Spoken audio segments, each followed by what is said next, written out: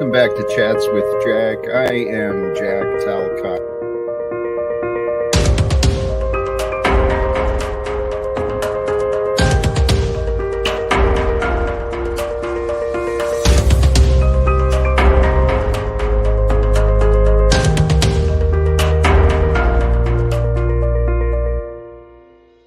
And greetings, blessings, salutations, and love. Once again, welcome back to Chats with Jack. I am Jack Talcott, and I believe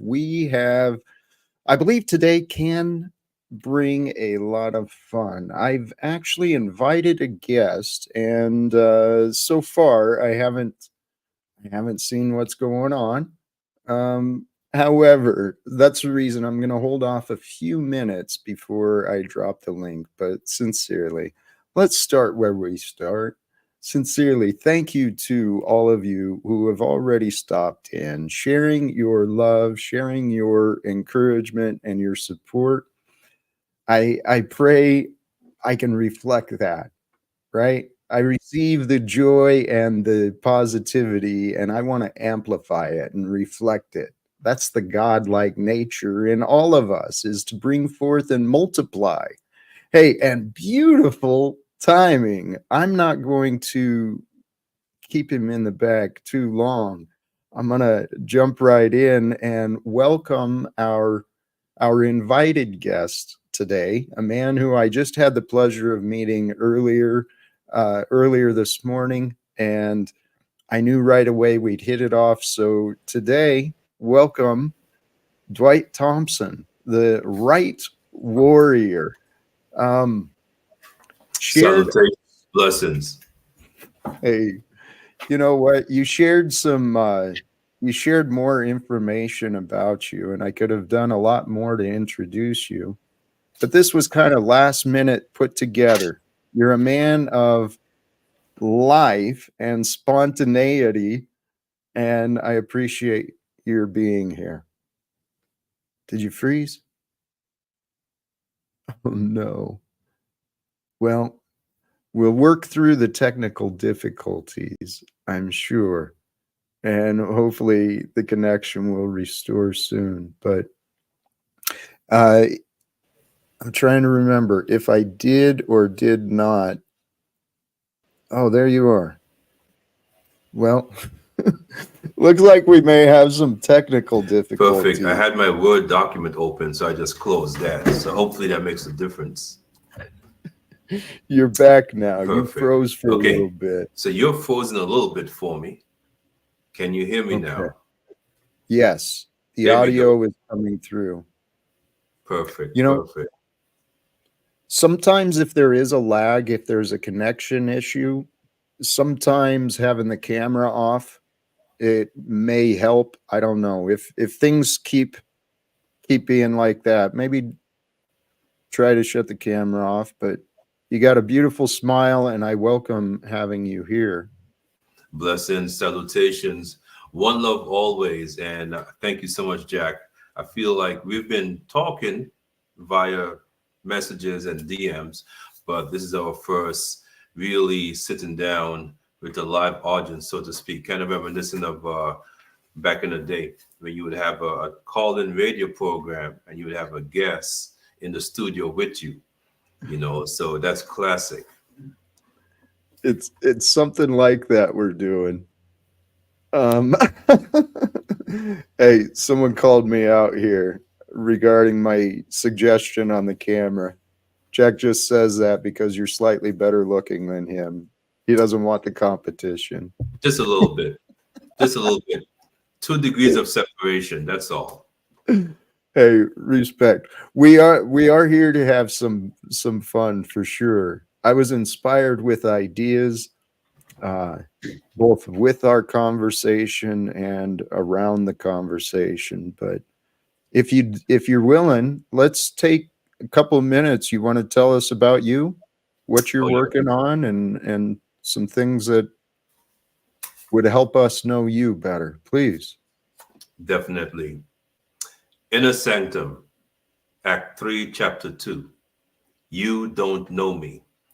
I don't drink liquor, but I get drunk off my own thoughts. words spilling from my heart all over, spitting fire, water, making the moon shine with the light of the sun. The greatest part of what we now do is we are the greatest at what we do. This is my truth. This is my life. This is my story. Salute, blessings. My name is Dwight Thompson, aka the Right Warrior. I'm a gospel poet, independent author, publisher, business, and creative writer. And I like to see it as we all have a purpose and a gift. And sometimes it takes a while to find it. Sometimes it finds us. And all we can do is live in that purpose. And for me, publishing, poetry, and purpose is what I build my entrepreneurship on. Just a matter of being available, being knowledgeable, sharing information, and sharing my gift with the world. Absolutely, brother. And that is Bless beautiful. Sorry to interrupt. I shared the link tree, which has a number of links available to reach Dwight, and I pulled this up. What you started with was out of this, correct? Inner Correct. Sanctum. Beautiful, beautiful. Correct. This is actually my third dedicated poetry book. It's my sixth overall in the series Pine Cones and Spaceships.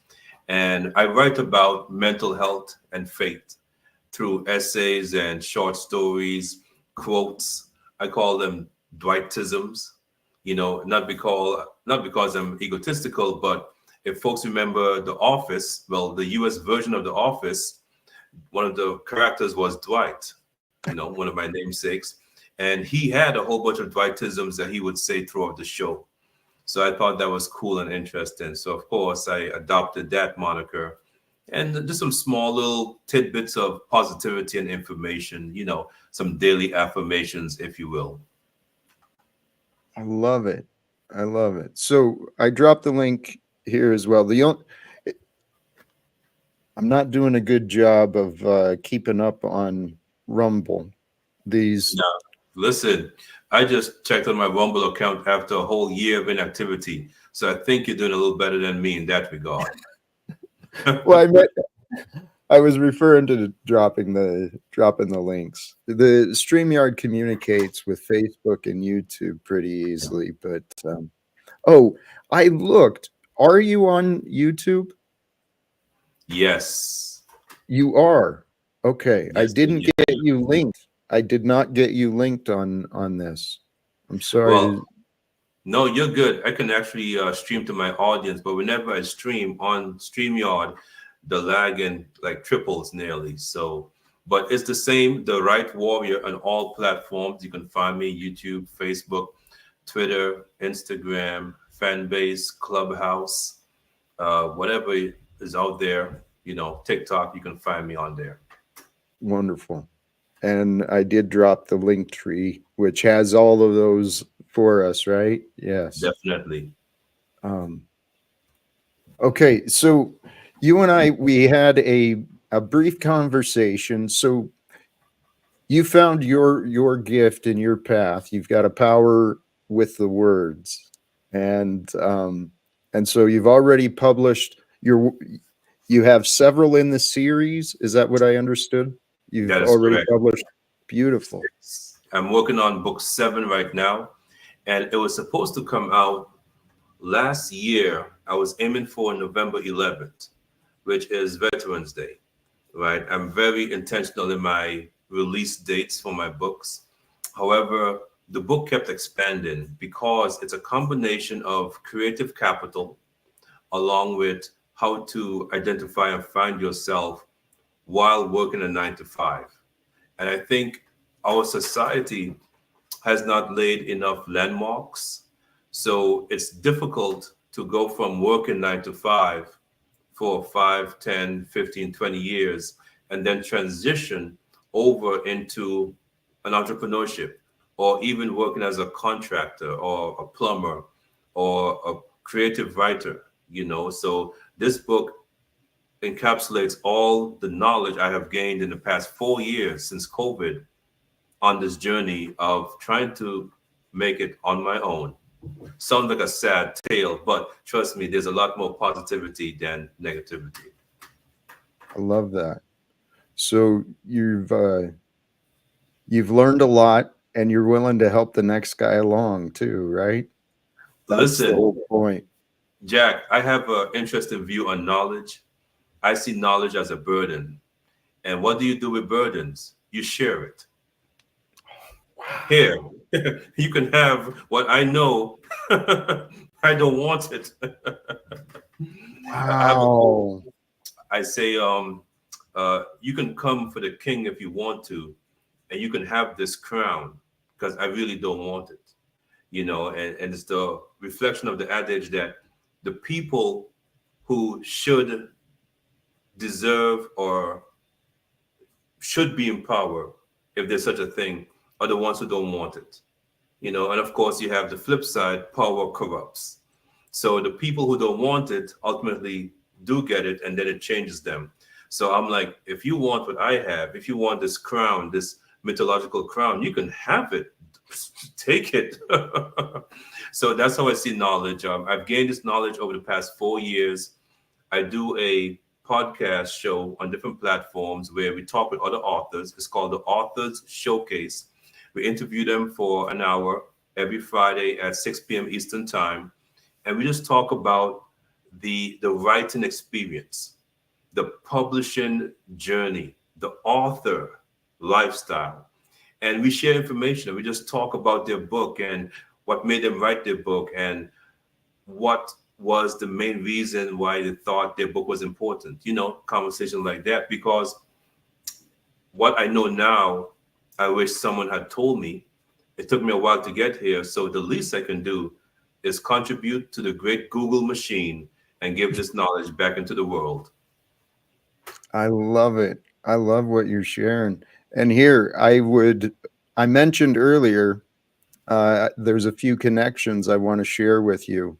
And for your podcast, I want to encourage The Machine Lies. He's published a book. Ooh. I've not yet read it. And just the name, right? The Machine Lies. That Come man. on, yo. Actually, you know what? We'll see where it goes. I imagine us opening the conversations for others to join, and perhaps I'm down for that. I'm down for that. We don't have enough water cooler conversations of value, not sports. Okay. Listen, since LeBron James and the Heat won the championships, what was that? 2002? I have no idea anymore. Sports is not on my radar. I do keep track of women's sports, especially WNBA, women's tennis, women's soccer, and that's mainly because I'm waiting to see the pay disparity change. And I love the theory behind it, the concepts.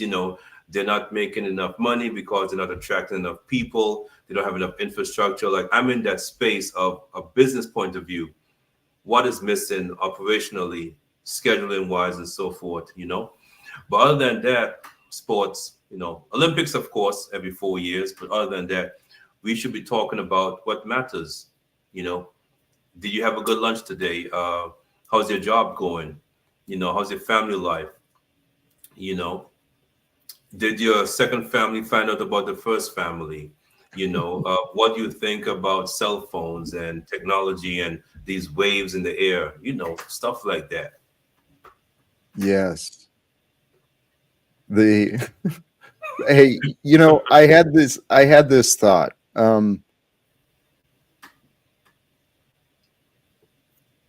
The thought was dropping the link and opening it up for the conversations. So it's at least there, but we haven't really talked much about what you're doing or what the ideas are either. Yeah. Let's get to it. Okay. So in a nutshell, when COVID happened in 2020, I lost my government job that I've had for 12 years working for Broward County. And I was trying to figure out, that is so true, machine lies. Technology is evil. Technology is also a tool. So it's up to us to decide what to do with this and who has the power. But that sounds like a whole nother conversation. So when in 2020, when I lost my government job working for Broward County, I wanted to find a way to stay sane, right? Because you remember, the economy was shutting down. There was rampant news all over the place. We didn't know what was happening. I distinctly remember walking into the local Walmart, a super Walmart. And this was a week before they officially shut down the country. And maybe mid-March 2020.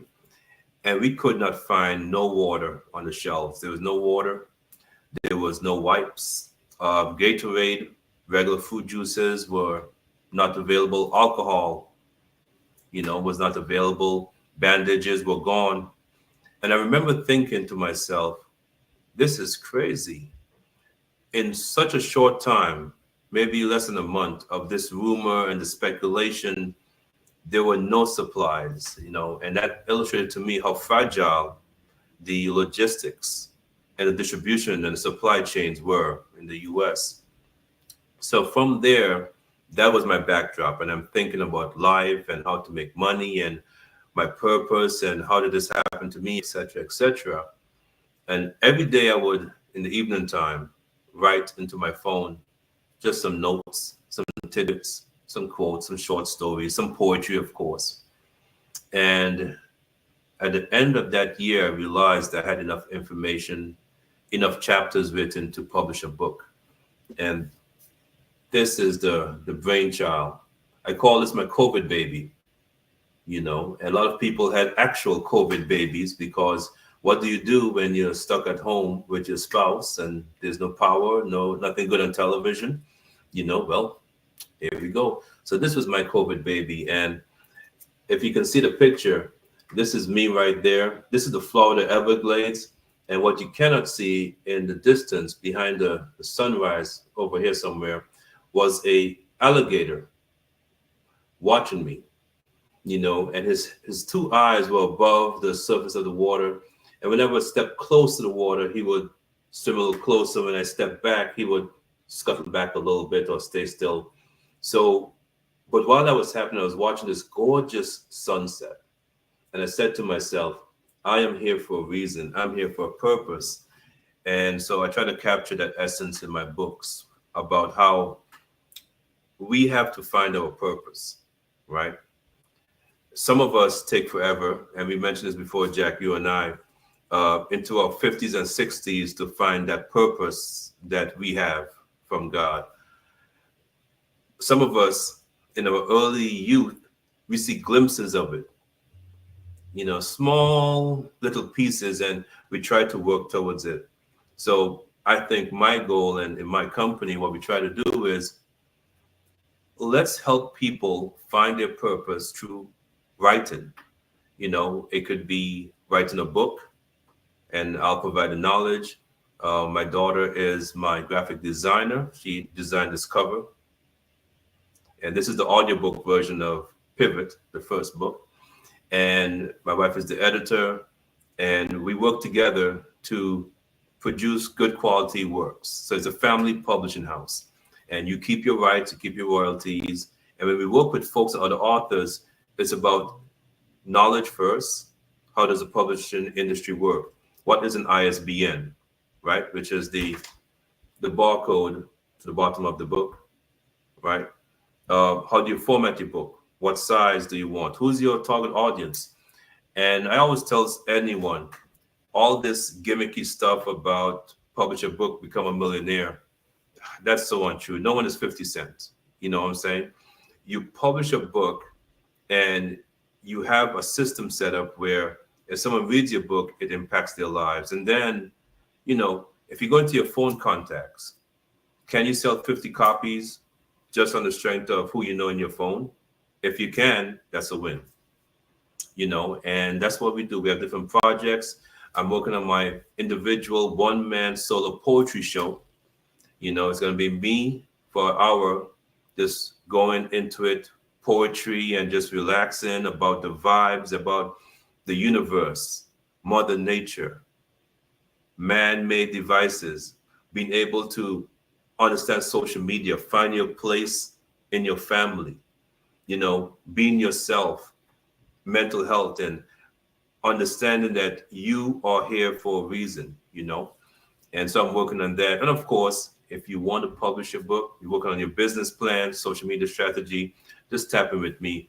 My entire goal is, if you want the knowledge, that's what Google is for, and Bing, and all these AIs running around the place pretending that they're just AI and nothing else. The knowledge is there, it's free.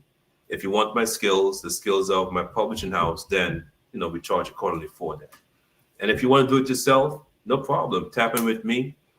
I'll show you the ropes. I'll send you one of my free guides that talks about independent publishing, and get it done.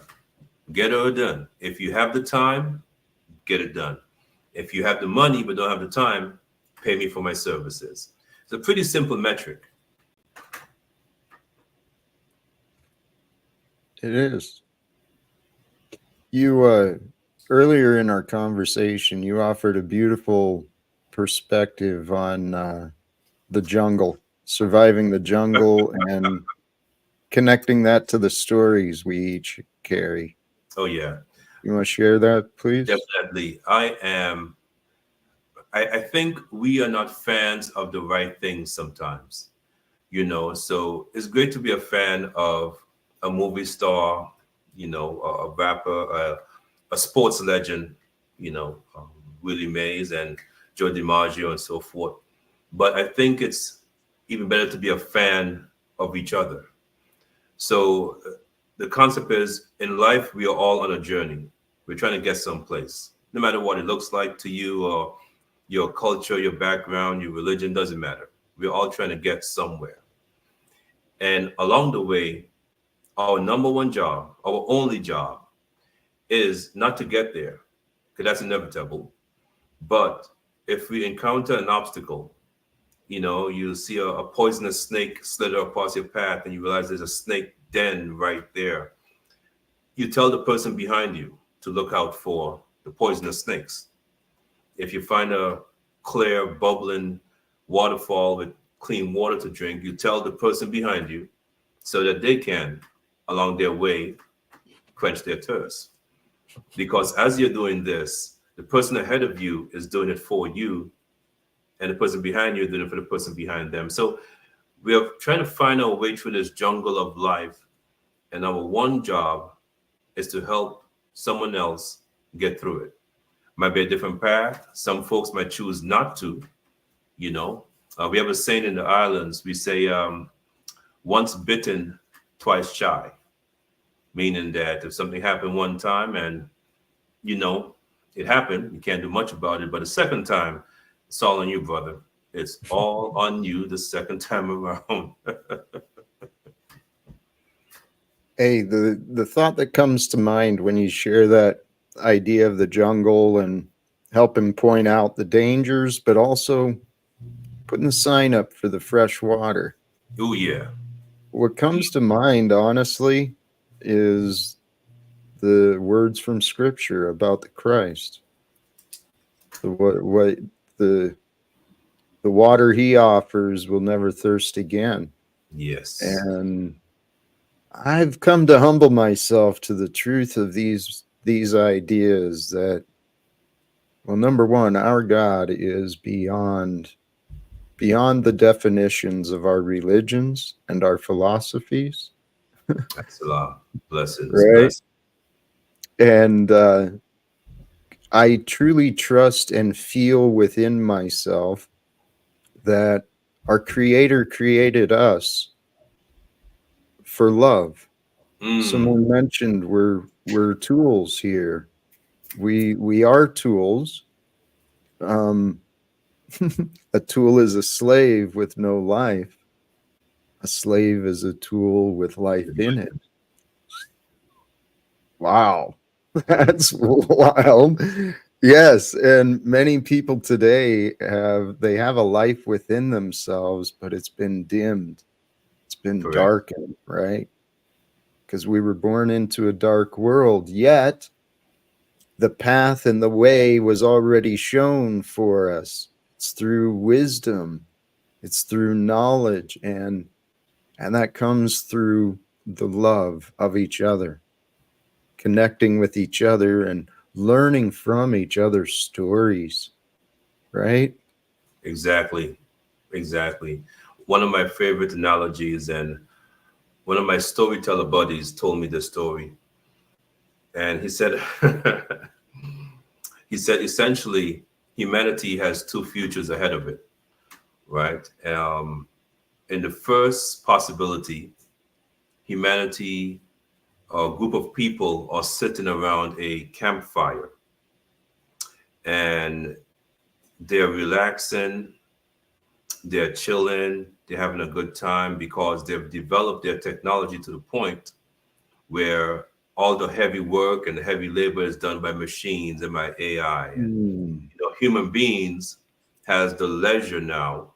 We have the leisure of just spending time together, making s'mores with the children, and thinking about life and being like philosophers of old.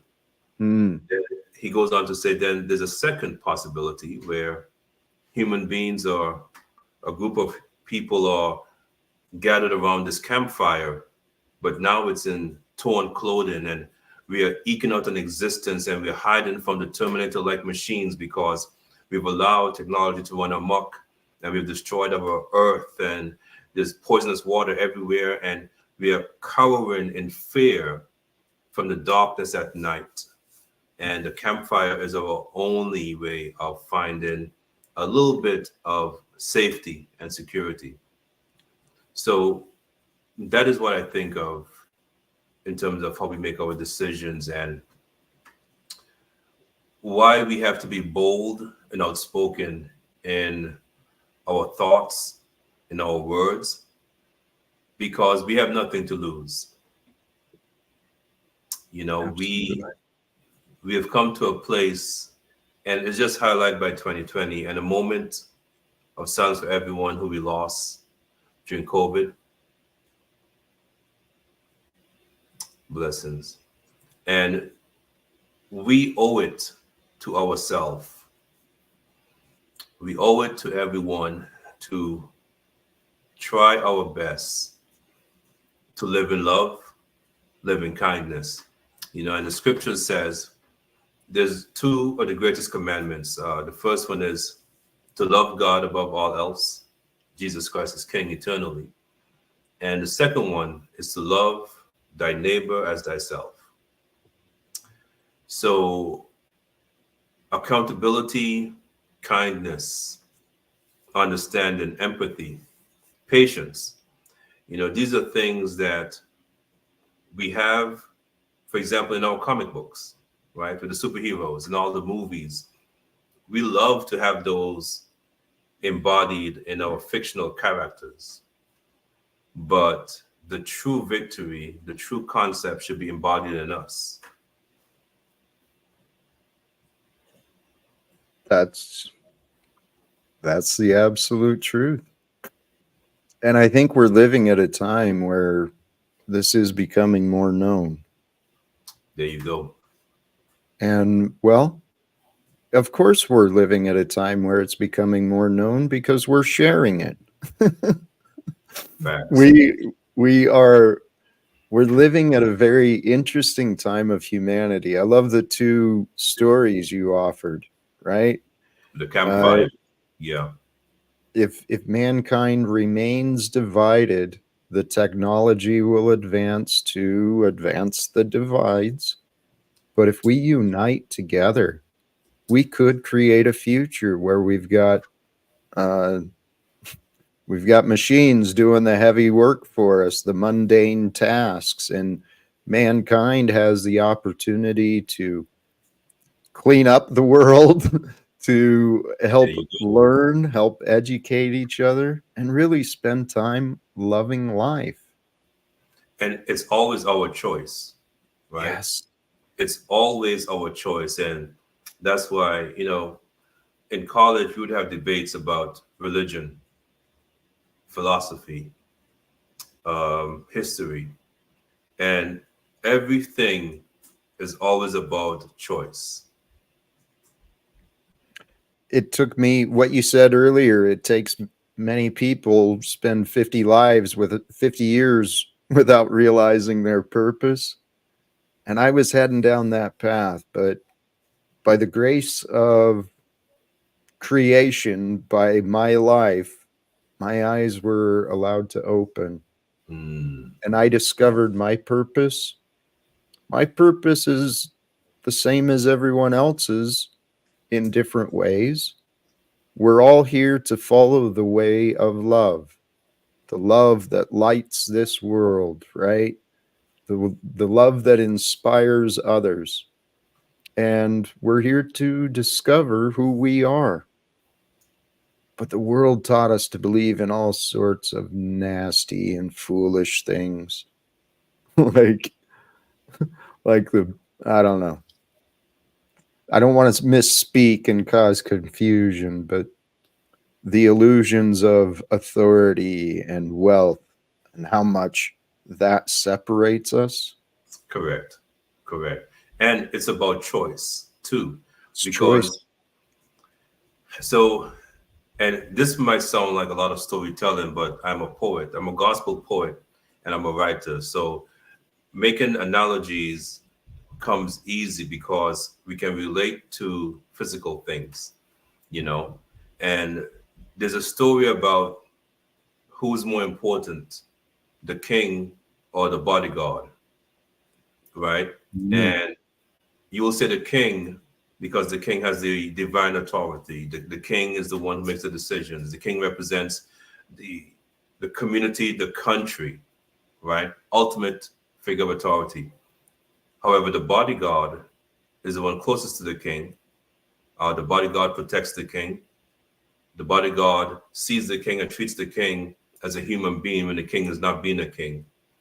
So now you can argue that the bodyguard is the more powerful piece because in this scenario, the bodyguard can take the king out at the moment's notice, right? And that's a thinking analogy because you have to be aware of it. And in our real world, we don't have enough decision makers and folks who can stand by their choices. I always find it interesting when it comes to bullying, for example, school bullying. The issue is never the bully. They have their problems, yes, but they're not the heart of the problem. The issue is also not the victim. They have things to work through, stand up for yourself, etc., but they're not the heart of the problem. The problem are the 20 students standing around watching, cheering it on, hands over their mouth in shock, not doing that's anything. yeah. And that is life in a nutshell. Historically, it's been the same. You know, you It's a can go as story. far back as you want to go. You know, I'm not going to name any historical timelines, but every time it's been a choice Yeah. by most people or by people who know better but decide not to. And Yep. then evil or wickedness, whatever you want to call it, triumphs. And that is what we have in front of us. We have to be able to understand our choices. Our choices matter in terms of there's a scientific principle that says the observer in the nature of the observation becomes a part of the experiment, right? Meaning that if you see something, you're now part of the problem or the solution. So we should be looking at how we're supposed to digest that information, how we're supposed to process it, and understand that we're all connected. We are all one huge human consciousness, human journey. You know, we have a saying, we say it's called I and I. I and I means that when I speak, I say I, and when you speak, you say I, and I refer to you, I call you I also. And is the understanding that, yes, language as a construction has nouns and pronouns and male, female, depending on the language you speak, of course. However, we're all the same. And the disparity we think exists between the wealthy and the poor and the powerful and the weak, all illusions, because we all want the same thing. You know, we have to make a choice that allows everyone to have the same opportunities, allow us to be able to decide, you know what, it's 7 p.m., it's family time. You know, let's spend time with the family and go to bed. You know, I remember back in the day, this is a sidebar conversation, when businesses used to close on Saturday and Sunday. You know, the younger folks now, they have no concept of that. You know, Saturday and Sunday, everywhere was closed. The butcher shop, the markets, you know, of course, the schools, the churches, and society could breathe on those days. You know, because Monday through Friday, you were churning, making the butter, you know, making the cheese, you know, and then on Saturday, Sunday, you slow down, you downshift, you rest, you know, and then over time, the work started to creep in to the Saturdays, to the overnights. You know, I had a radio program back in the island of St. Martin, and I was able to have a show that went from 12 a.m. to about 6 a.m., graveyard shift. And the amount of people who called in were the nurses, the emergency rescue vehicle drivers, the firefighters, the folks working at the penitentiary, you know, folks holding on the graveyard shifts in their own occupation, the hotel clerks, the taxi drivers, the folks at the airport. And they would be calling in, making requests for music, just having a quick chat. And that's where we are now. You know, we do what we have to do to survive, to make it, to feed our families. But at the same time, there's a understanding that it is possible in this earth, in this time frame, that everyone can get what they want and have the peace of mind and have their purpose fulfilled. I agree completely.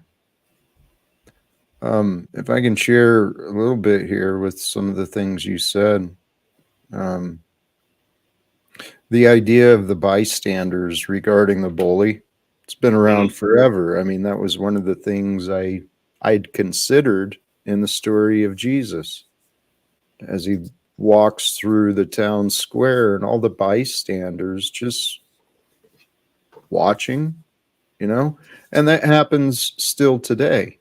The bystander, you know, evil rises in the world when good men and women do nothing. Amen.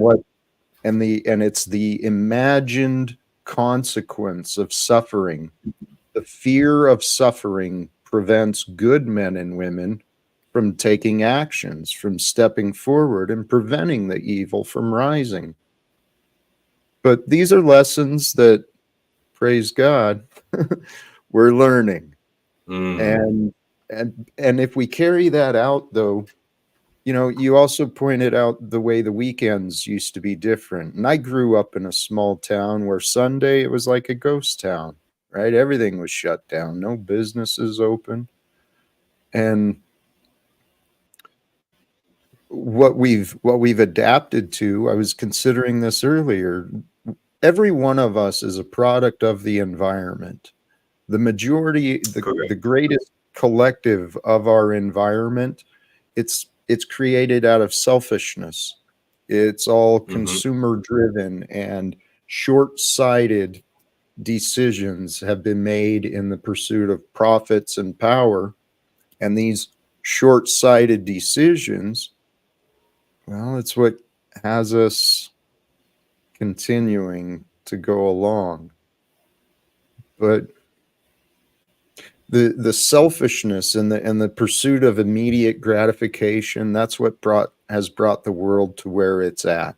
That's why everything feels so chaotic, is that's what we were raised with.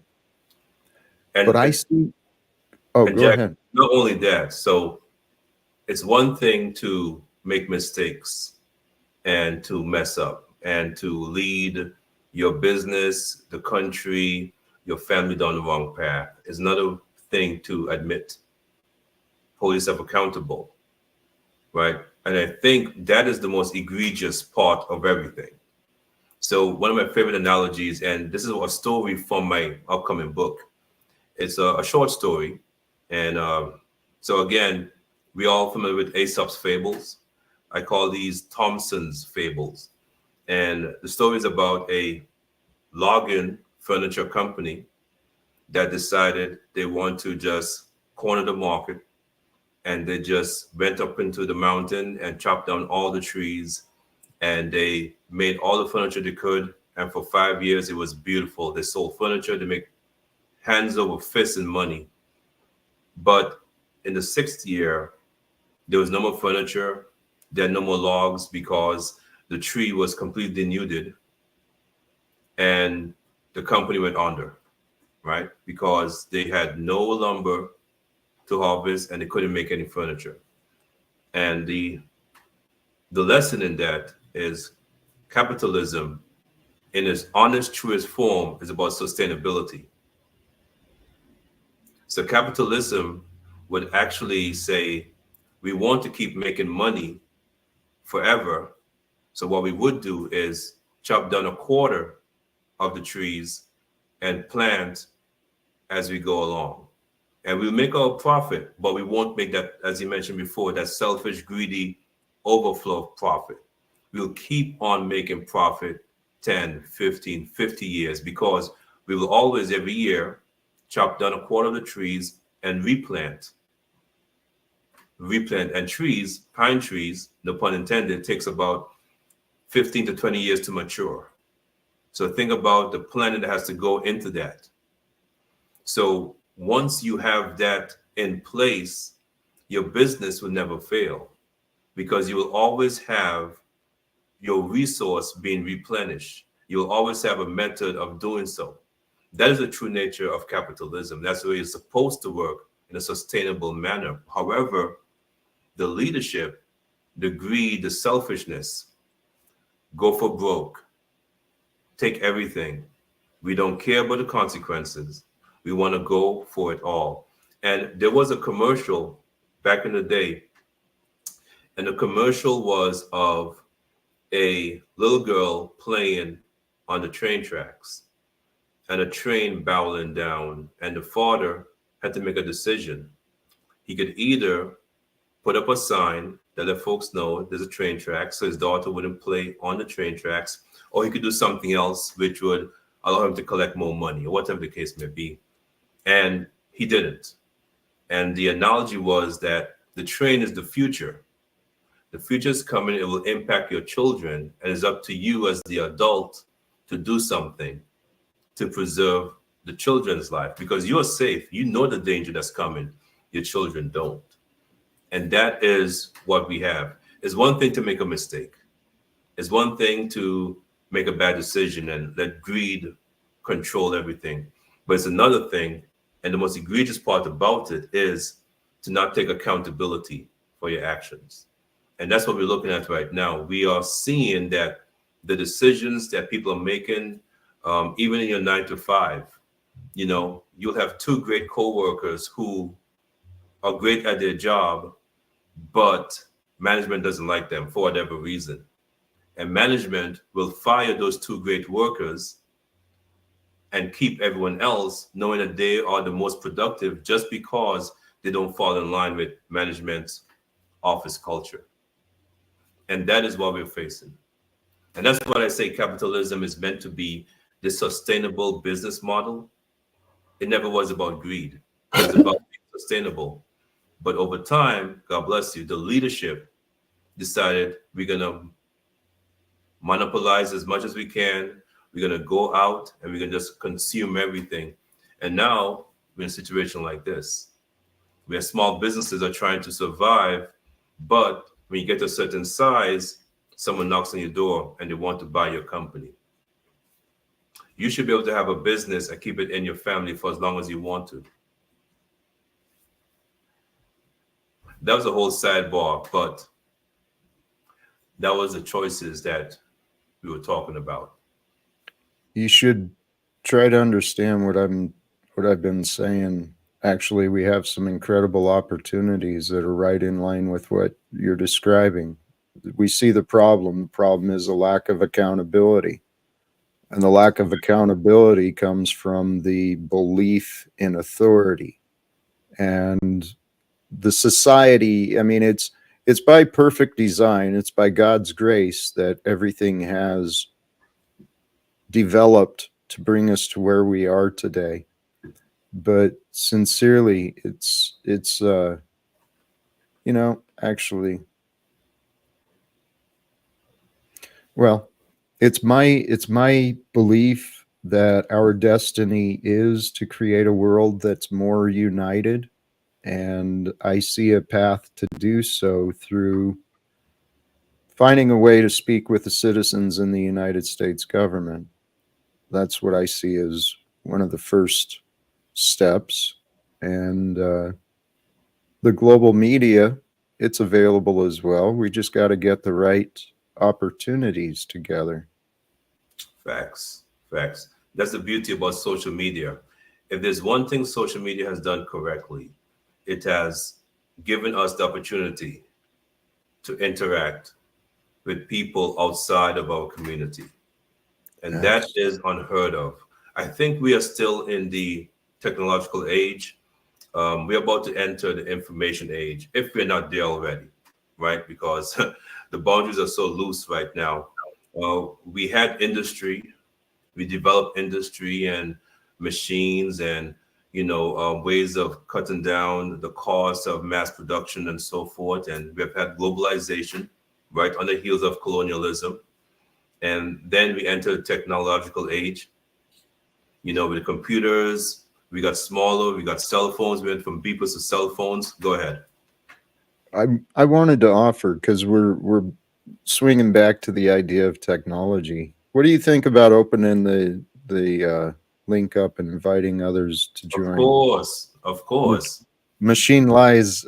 I was hoping he'd still be down there, and we're swinging back to that conversation. Let's see. I think I just saw his comment pop up, and I have the option also to stream to my audience, but I think we have a stable connection right now, so I don't want to mess with anything too much. Hey, beautiful. No, but I definitely think we are in the technological age still. We're about to enter the information age. And in the information age, it's going to get interesting because business models and writing styles have always been predicated on some people know, some people don't know. So, for example, in my work, I believe everyone is a poet or has poetry within them, because I understand that poetry is a matter of self-expression. So when you tap into who you are and you can write down, you can articulate your emotions, your feelings, then that is poetry in its essence, right? And so now we have the availability. No longer we look at the James Joyce or the F. Scott Fitzgerald or the Maya Angelou's and say, oh, they are the greatest poets. No, the greatest poet is who you see in the mirror. It's you. And that information now we have available. You can learn the styles, you can learn the writing methods, you can tap into different similes, alliterations. No longer is it a mystery gobbledygook. It is poetry, the truths of the universe, from the universe to you, based on your faith, based on your personal journey. And poetry is you. It is. Wisdom is beautiful. And speaking of, welcome The Machine Lies, and please allow me to introduce the two of you. Machine Lies is one of my heroes regarding his his wisdom and perspectives on things. Blessings, blessings. You there? Yeah, thank you. Thank you. That's a very humbling introduction. Yeah, blessings to you guys. Yeah. Thoughts on did you pick up Oh yeah. anything Yeah. from yeah. Yeah, I've been intently listening the entire time. Yeah. With the discussion about the fables, the animal fables. I love that whole take. We could learn a lot from nature, and I love the poetry aspect of it. So, and I love the, where he's going with the technology thing. So yeah, blessings. Definitely agree with all of those points, and I think that technology is deforming art, in our age, in terms of, it's really just deforming information. Because if you went back to a village and you heard something from somebody, they'd ask you who you heard it from, or who they heard it from, and if you didn't get something from somebody or somebody knows, they wouldn't even trust the information. So the fact is that Facts. we have so many we trust so much what we see that's separated from our own experience, and that's one of the ways that technology degrades us. Also, the thing of how functionality becomes aesthetics. People say, like, to like Mm, the way things are done, they think like that's the way they should look, and it's and it kind of makes Isn't that everything ugly. You know what I mean, right? Like we forget to, like, put more plants around it, like it makes people feel better and stuff like that. you know isn't that no, interesting? that's a fact. That's a Um, fact. I was looking at so there's a huge homelessness issue, of course, in the US, particularly, especially considering our advancements and the capabilities we have, right?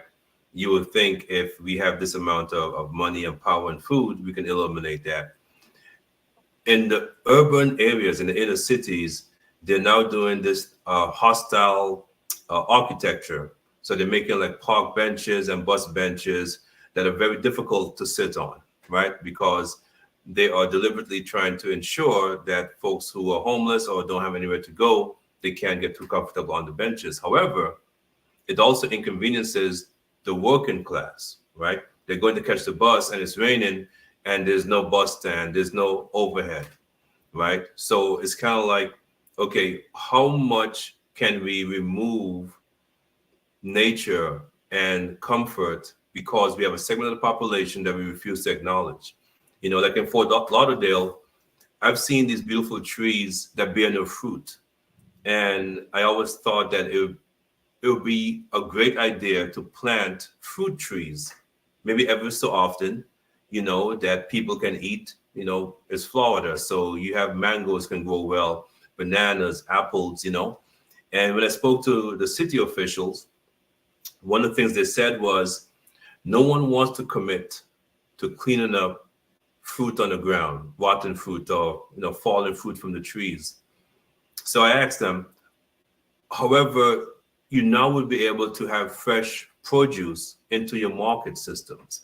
People who live in a city, that's their home. They now have additional abundant crops that they can, pick fruits and have on their table to supplement their nutrition.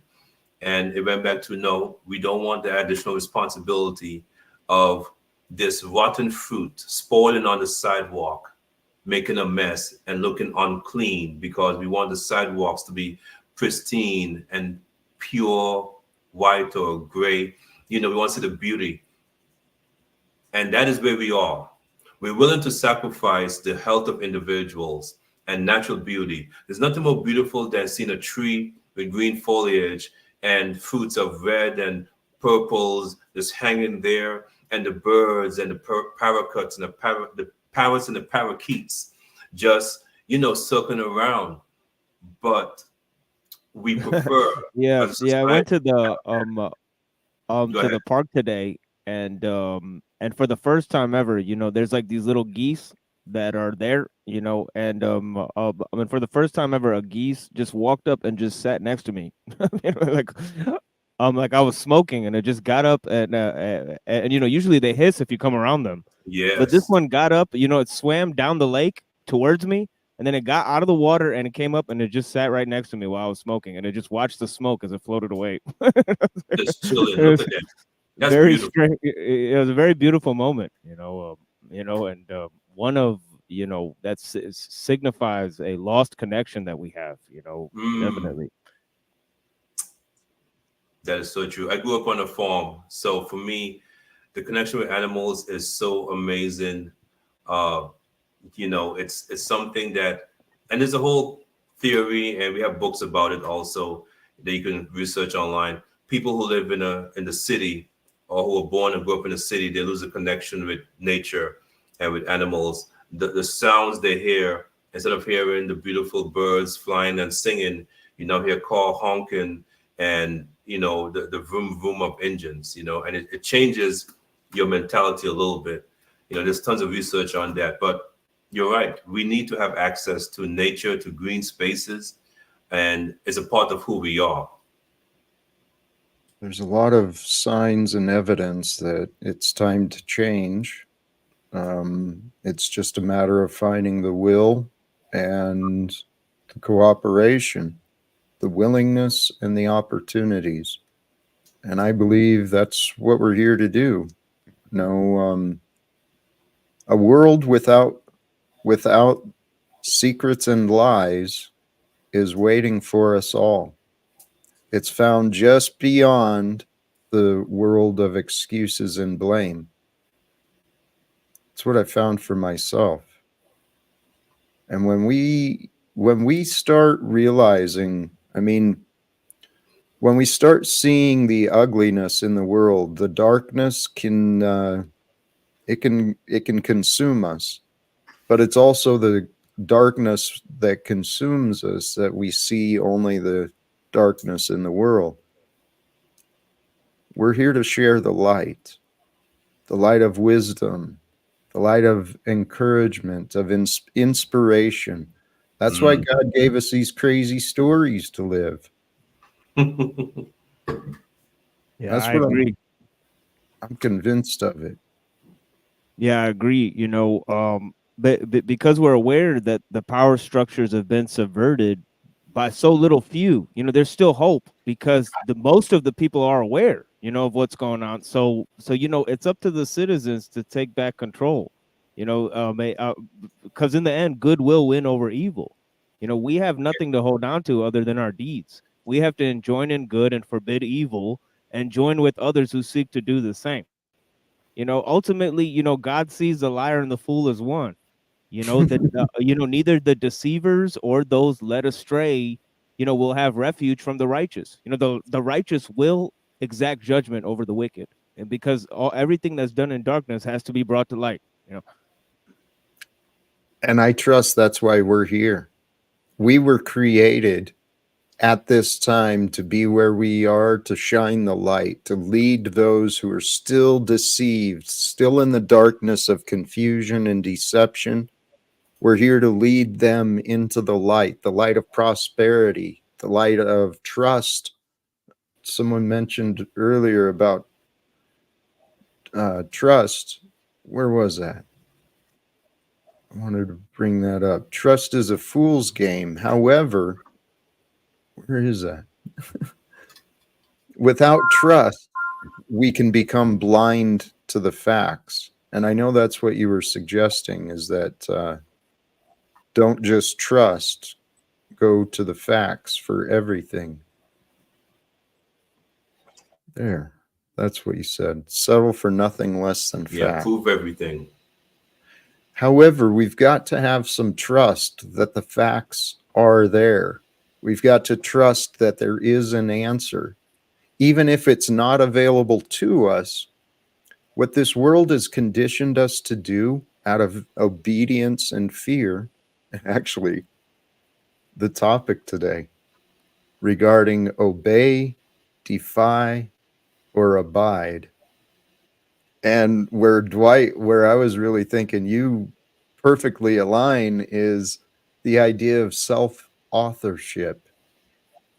As Mm. we as we develop into our characters and become more comfortable in our roles, we don't have to worry about fearfully obeying others, and we sure don't have to worry about angrily defying others. We abide by others and we grow in power in ourself. And we do so with love. That is correct. We have a duty to be accountable and be aware. And again, that's the beauty of social media and of the internet, because now not only can we research and find out the facts, but we can also interact and share what we discover, because at the end of it all, we have a lot more in common than we have as our differences. Yes, we do. And golly geez, sorry not to take it back from that, but Nude Guru, you're spot on again regarding the trust. We have a heart to know the truth, and trust is a distraction from that. I can see that trust is an indoctrinative view to sway away from the truth and get people to expect and live in anger. I agree. Man, the natural trust that's within us, it's been misused. The natural commitment and devotion that's within us, along with the trust, that's what gets children to raise their hands and go off to war. Their trust and their oath. Praise God, right? I had this idea, playing loosely with the concepts, and if you just allow us to flow a little bit, loosely with the concepts. In the beginning, God creates, we'll start with the heavens, and there's all the angels there above. And then there's this one egoic one that gets in his head. He wants to take over. So Lucifer starts to divide the wholeness that God had already created. And through that manipulation and deception, creating the divide creates the war. Well, God's like, no, not in my house. Kick it downstairs. So kicks Lucifer down to the limited form here in earth, still has his power and his knowing of what is real and what is not. And then somewhere along the lines, mankind got in its head that it's okay to tell lies as long as there's a good enough reason. And then with the lies that people started selling, they developed into these different characters. And the next thing you know, there's bankers setting all the rules for everybody's methods of exchange. And then you got to have governments to protect the investments and the banks. And then, golly gee, next thing you know, we got people like Joe Biden, Donald Trump running the things around here. We're clearly the land of the confused. I'm speaking as an American. I don't mean to disparage, but So no, it's all good. So what's interesting about that is you could even go further back to the IMF and to the entire global situation. Again, that's a whole nother topic for another time, I feel like. But it's about understanding that, I think the machine lies said it also, the very few were never meant to be the ones in charge of anything.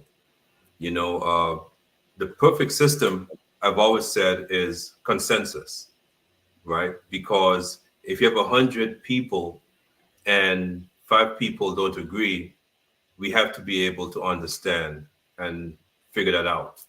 And a slim majority of 51%, that's nothing, because you're basically saying that I'm willing to have half the people involved in the process not be happy with the outcome. And then we go back to the numbers. What numbers really signify, and how well do we represent each other and ourselves? Every vote, every voice, every thought should count. You know, it doesn't matter if you're the captain of the ship or you're down below in steerage. It shouldn't matter at all. Every vote, every voice, every opinion counts because we're all in this together. Whether or not you have the wherewithal to contribute 100% to the pot. You know, one of my favorite stories is Stone Soup. And that is, interestingly enough, a universal story. All cultures have it. And the concept is pretty simple. A village is having a famine, and an old man walks into the village and he says, I have a magic stone and I can make something for us to eat. I need a pot of boiling water. He drops the stone in. Then he says, oh, I'm missing something. I need like something. And someone says, oh, I have a piece of dried carrot. And he's like, yeah, put that in. And someone says, I have 2 cloves of garlic. Oh, put that in.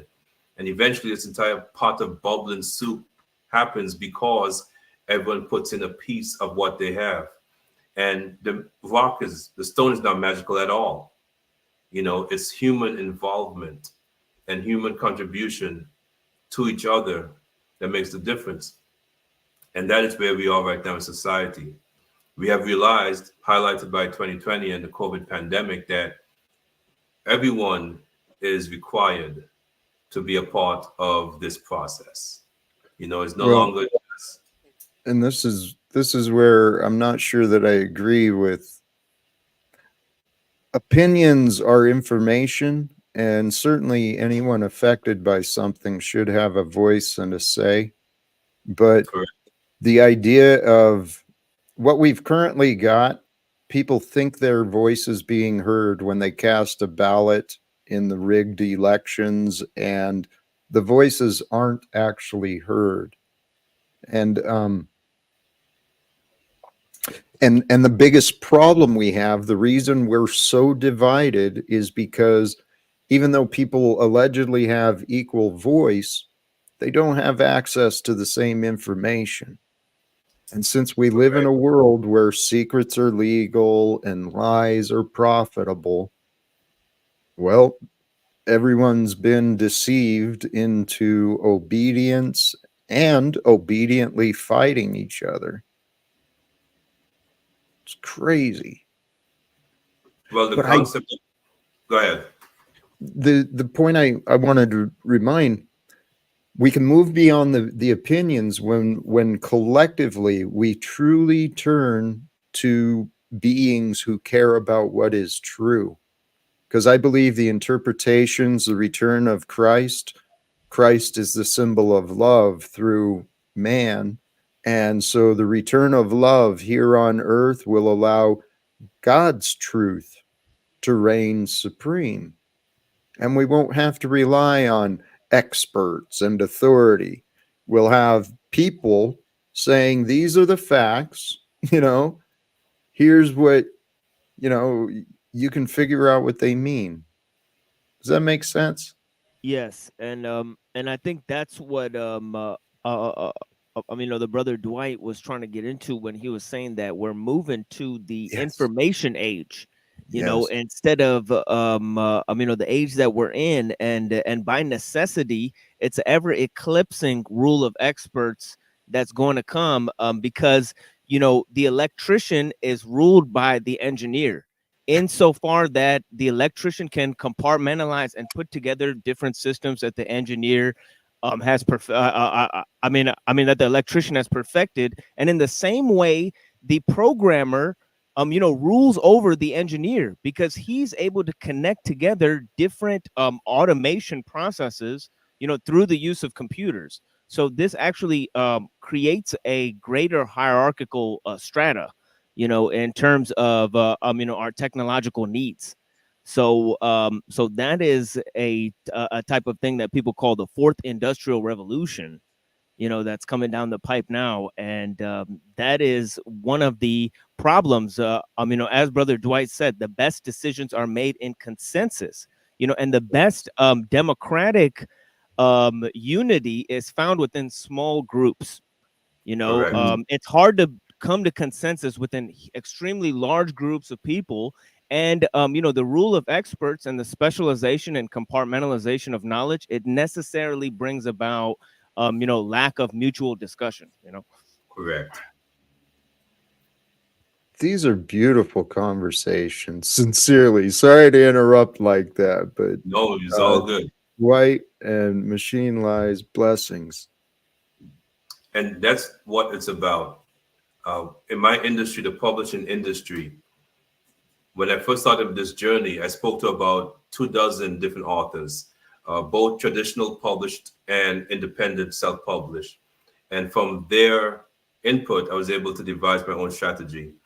And along the way, I keep meeting gatekeepers, folks who in this industry, and this represents a microcosm of all the other industries where information is hoarded, where, as you said, Machine Lies, the holding of the power by you not knowing something.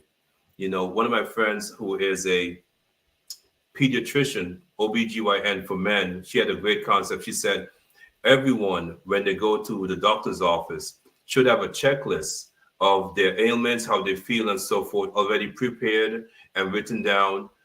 So when they go in, they say, listen, this is how I feel, and this is what's going on.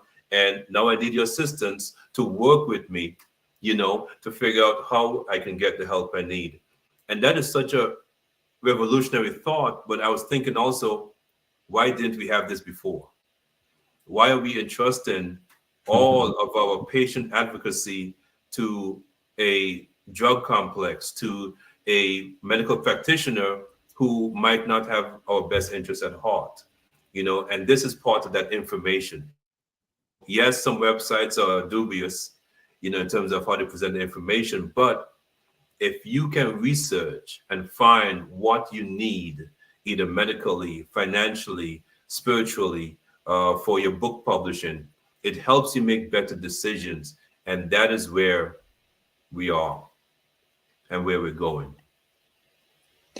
And this is what I realized. Some of the old adages are true. There really is nothing new under the sun.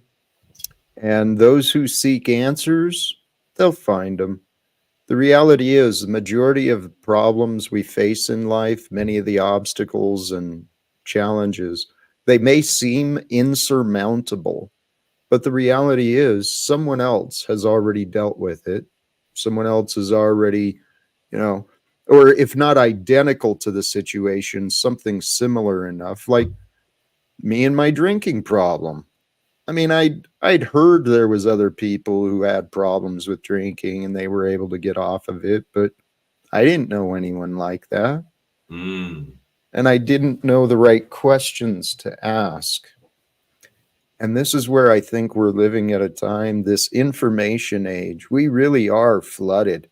This is a time where it's not a water flood. The flood is information. And so people alive today, they're learning how to navigate and how to discern. But we were born into a world where obedience and selfishness was rewarded.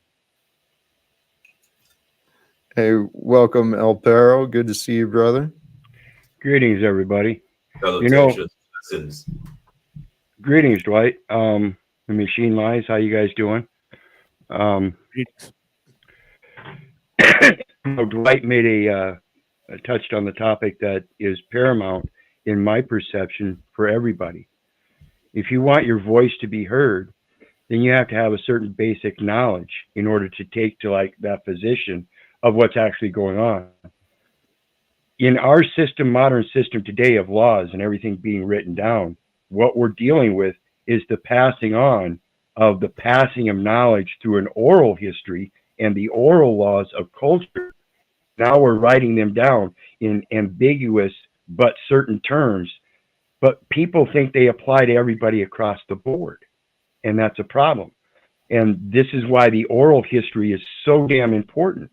The oral history purveys a concept of intuition, instinct, faith, and truth. The truth is the one thing that is missing from every legislative law as it goes to the letter of the law and then the spirit of the law. The spirit of law is dependent upon your culture.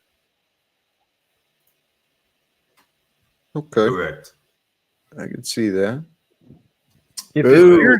the spirit of the law is dependent upon your nature, and you're using English, is the English language itself, is any language your nature?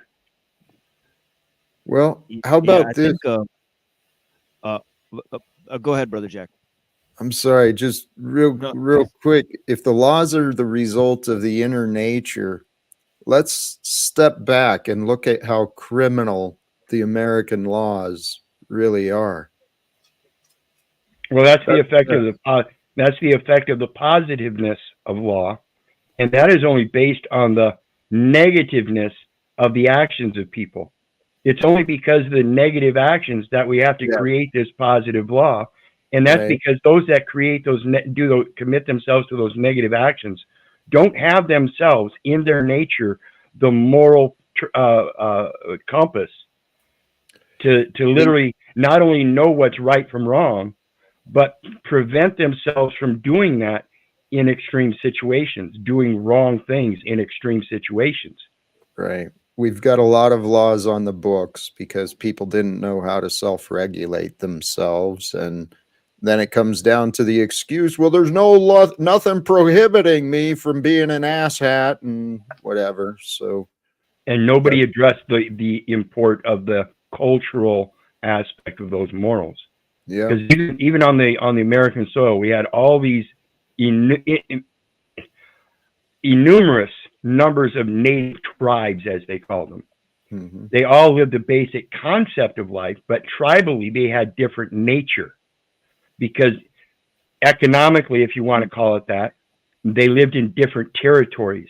If you lived in the mountains, your economical nature would be automatically culturally different than if you lived in the plains.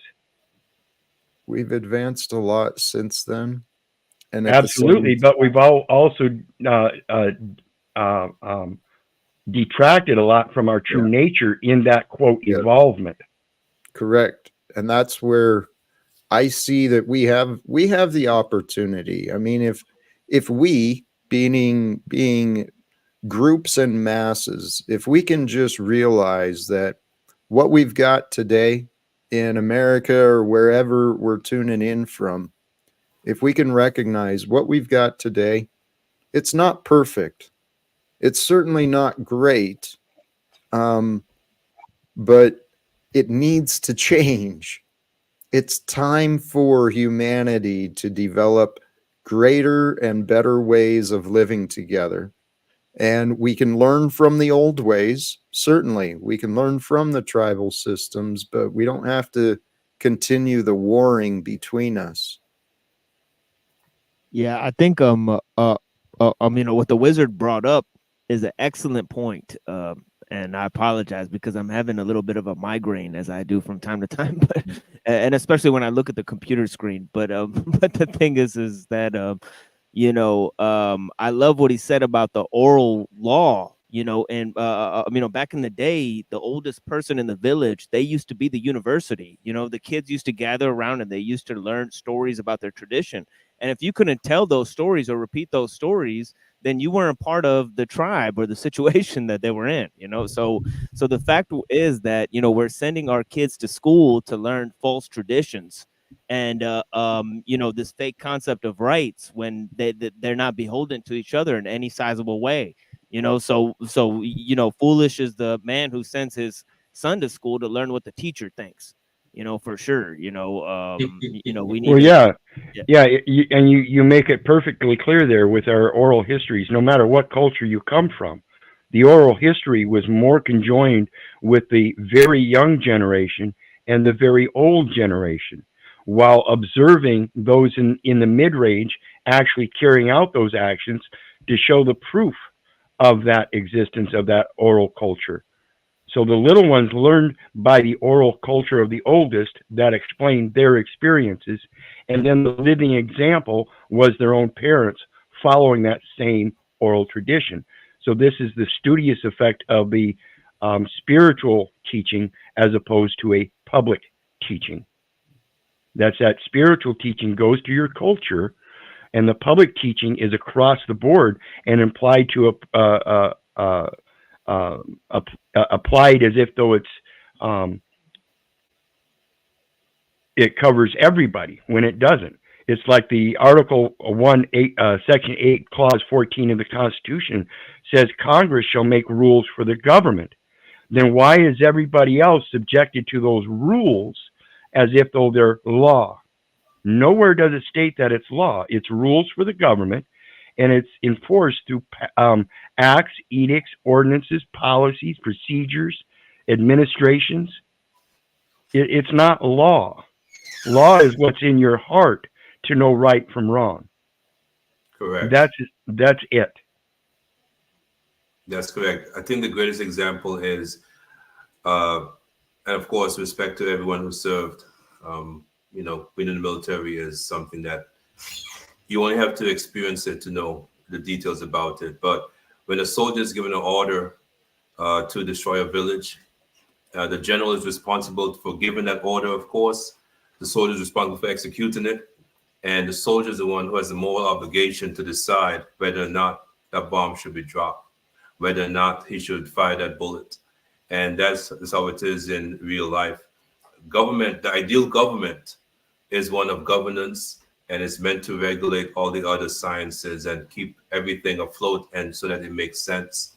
When you have corruption or nepotism that doesn't work, then you have where the arts are relegated or delegated. Then you have PE in schools, you have home ec is not taught, you know, and so we end up back to where we are, where as adults have to now find their intellectual freedom, find their spiritual awakening on their own without the help of a tribe, you know, without an elder to look up to. When you say rites of passages, everyone draws a dumb look on their face. What's a rite of passage? Is it going to a strip club? Is it opening your first bank account? You know, is it writing your first book, publishing your first book? You know, is it going on stage for the first time and giving a speech? What is a rite of passage in today's society? And that is what we need to address, because the tribalism is important and fundamental, but how do we translate it into a technological age where we are still tribal beings? There's still cliques at work. There's still gossiping at work that hurts people's feelings, right?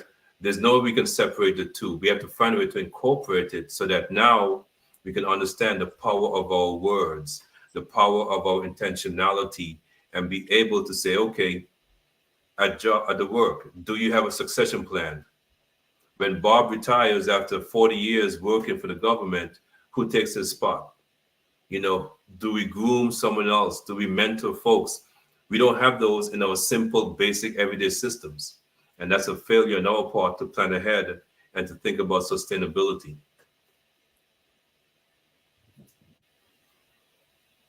Yeah, I think there was an economic model in the world before, and also a psychological model based off of the idea of winning games and producing strategy to win those games. But now there's an increased sense in which everybody, in this global system, there's kind of a global system emerging in which there's a new ecology. Because just like back in the day, there was tribes, and those tribes had to follow the rules of their own ecological setting. Now we have a new ecology based on the technological scope, which is now global. And that new ecology has more to do with participation and the sense of participation and observation. It's what people give attention to that actually comes out on top, because everybody's watching everything. There's a sense in which people are, have this disinterested idealism, and they're kind of just watching things unfold. And that leads to this voyeuristic mode where people are just paying attention to things. And also the escapist mode where people think that they can go be doing something else, or something else fun is going on somewhere. So there's this constant unsettling between people that, they feel like there's a new mode of psychological engagement at play. And you see this within the cities because the cities are now becoming everywhere. So this urban sprawl creates like these pockets of people where, you know, it's like just like in urban setting, there's like these sub niches and groups. There's now that on the internet. You know, there's all these sub genres and subgroups of people that are engaged in all of this information. So the importance of unity and coming back together under that scope, but then also maintaining our own traditions. You know, that's going to be a very difficult issue. You know, to coalesce. Facts. Well, I see the path that, well, the path I feel inside myself and the path I see before us is mankind uniting. And then we'll figure out how to respect and honor and learn from each other's traditions. We can help unite the similarities. I see so much. There is so much happening in this world, and we're at a precipice. There's evidence that the sciences have been corrupted, and luckily the right answers are available for us. But we're at a point where science and spirituality show the same result. Correct. We're all one. We're all in this together. We're all on this same timeline. So I believe it's the same timeline. Could be, you know, it's told in the Bible. That's record and a library of authorship throughout one tribe, right? We're the same story of creation that's happening. And what's going to change this world is each of us, when we start shining in our own way, shining brightly. We can't stay divided like this. This is literal insanity, the way the world is. And so I can't see God allowing that to continue as more and more people are waking up. Well, the good thing is, and again, thanks to social media, we are now recognizing what is happening locally and internationally. And those are the two main important areas. You know, locally, when you go out your front door, when you take your kid to school, that is your first territory, right? And this is outside of yourself, spiritually, mentally, physically, financially. But locally is where you have to be strongest. And then internationally, if we start a conversation and say, okay, why is the lithium for our batteries being mined by hand in a distant country in Africa, and we enjoy the benefits of the smartphone? That's a whole nother conversation to unpack. And as simple as when you go on vacation and you go to a beachside resort, do you care if that property has impacted the ecological nature? Do you care if the workers are receiving a good wage?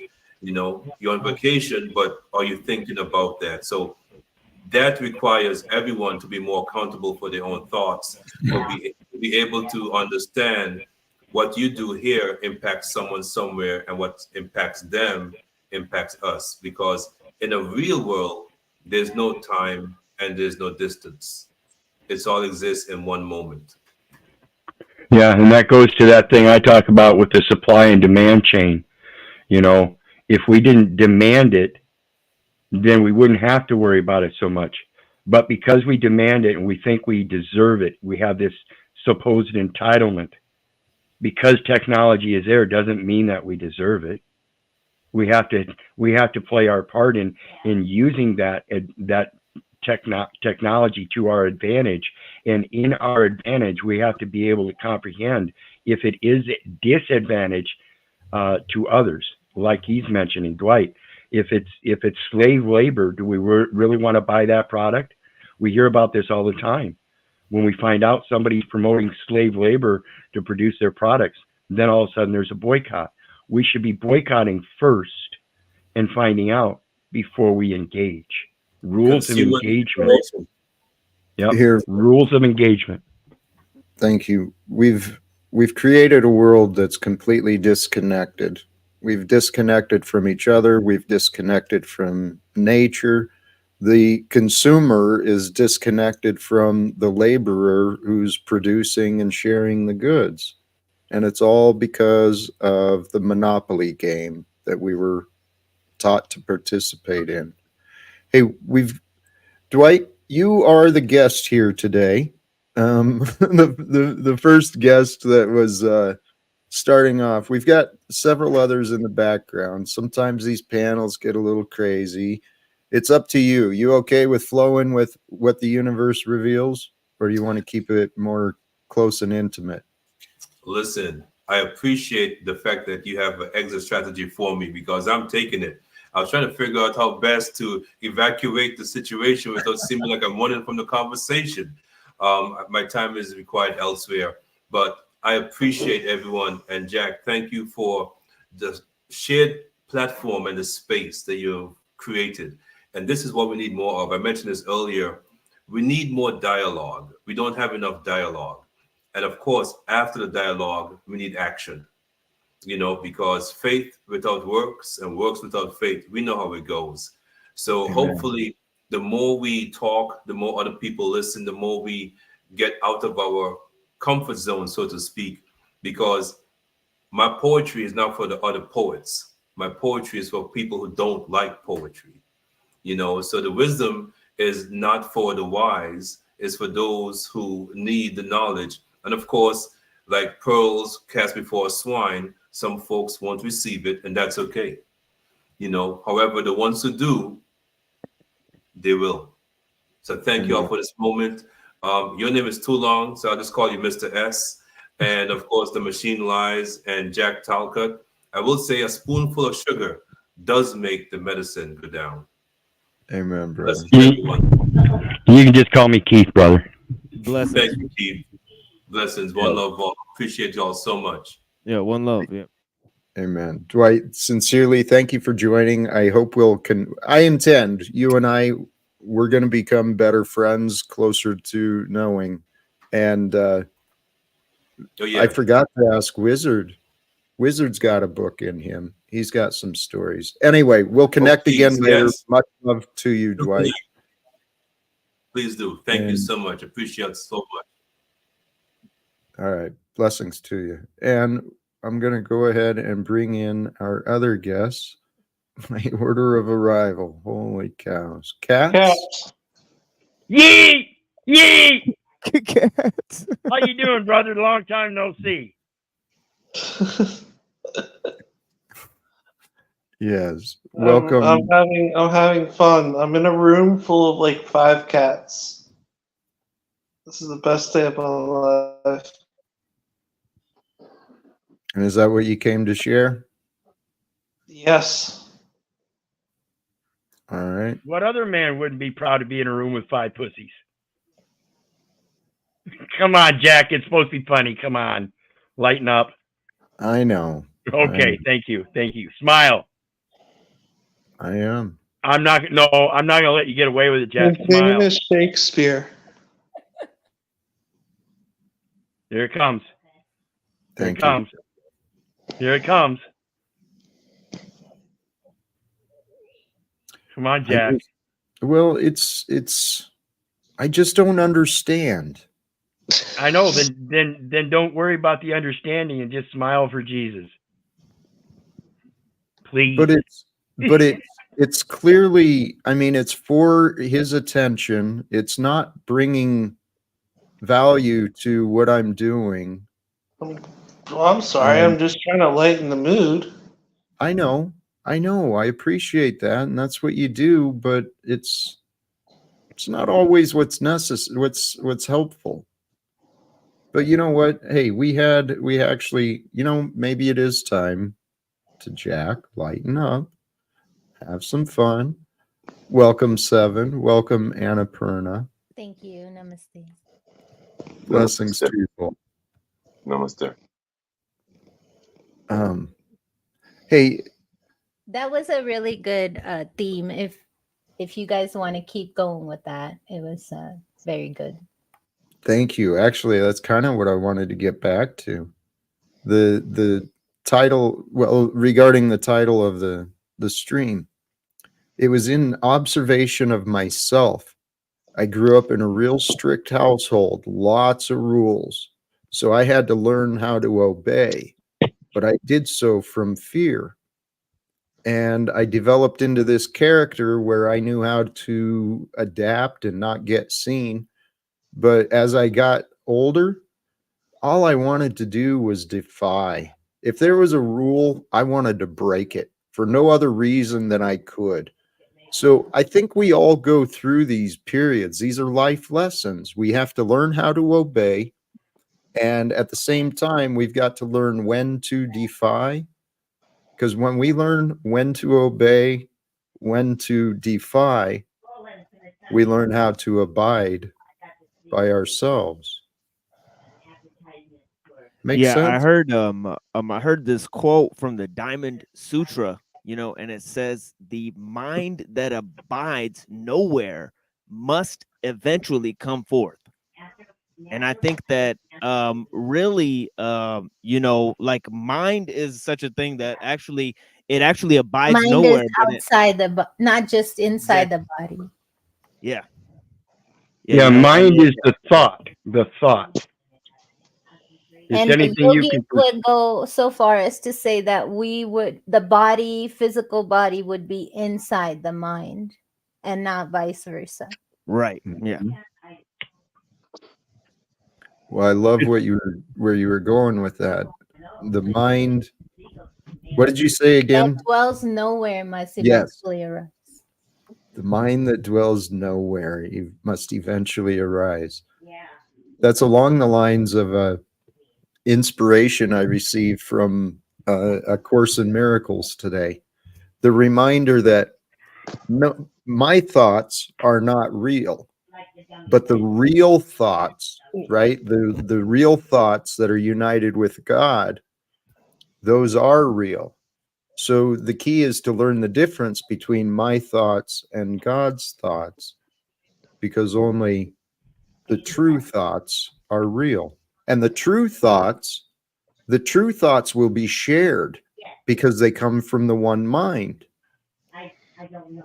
It's the thoughts that I keep within me that others don't agree with. Does that make sense? It's, hey, back to it. The one mind will share itself. But even those thoughts are not supposed to be your own, truly. Even the ones that remain when no one else is there, because they wouldn't arise without any exterior stimulus. So they aren't truly our own. No, they're information to guide us. I think that's what I like to Well- look at it that way. Well, think about the concept when you're outside and you're watching the clouds go by and you see a particular shape in the cloud that signifies something else. You know, that's a thought, and that's the mind. That's how the mind works. You can see things that aren't there, and you cannot see things that are there. It's a very strange world. It's amazing. Our creator is so perfect, so infinite in its design that we are the result. And I'm just amazed. Today, again, I was allowed time for prayer, meditation. You know, I had some free time, so I spent time in bliss and pleasure with massage, feeling the way the muscles will adapt and cooperate. They just unwind and loosen, and it brings forth such pleasure. And then I just have to be in awe about the design of our bodies. I mean, the thought sincerely comes often, praise God the Father in heavens, and praise the motherly divine that brings forth the form. Oh, that reminds me of like an esoteric idea regarding the principles of masculine and feminine. As I was playing with those ideas of the heavenly father, the earthly mother, the natural mother, does the feminine energy, is that what creates the limits? in our relationships, I think it is. What exactly creates the limits in our relationships? Can you articulate it one more time? I believe one of the strengths of the feminine principle is the ability to accept. Now, the woman in a relationship will set the limit of what she will accept in the household and for the family. Oh, correct. Man kind of pushes. I get it. Like a boundary. Yeah. Yes, boundary. Yes, beautiful. Not a limit, a boundary. That's what women do. So, but then women don't just place the boundary. They're also like the muse. They uplift and they inspire to push the man, to push the masculine even farther. That's why men are so confused by women. I think that applies to a woman that has a good head on her shoulders. Yes. Let's say that. Yes. I'm 'Cause talking there's a lot of women acting like men and a lot of men acting like women. Hey, Jack, word. Yes, brother. can I pop in? Please do. Do you remember that amazing man that was just on talking about the fact that that we don't have tribe anymore? Like, especially in the Western world, we're so dissected as family. We move away from each other, and then, my goodness, when it gets hard, we want to come back home. We don't have the tribe anymore, and like I have my congas behind me, and I'm not going to pound them real hard. It'll mess up the audio. But look at this. This is how we used to communicate across rivers, across valleys when we couldn't run and like tell people that a warring tribe was coming towards us, or they were trying to come take our children and our women. Like, we knew how to send messages.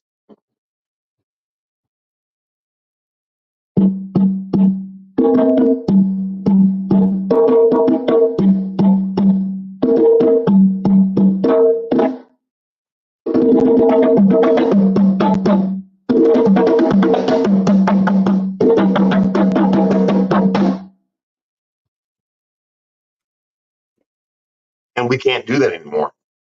And like the Irish in us, or the German, the French, we've all been so diluted that we don't remember that we're supposed to remember that we are a tribe.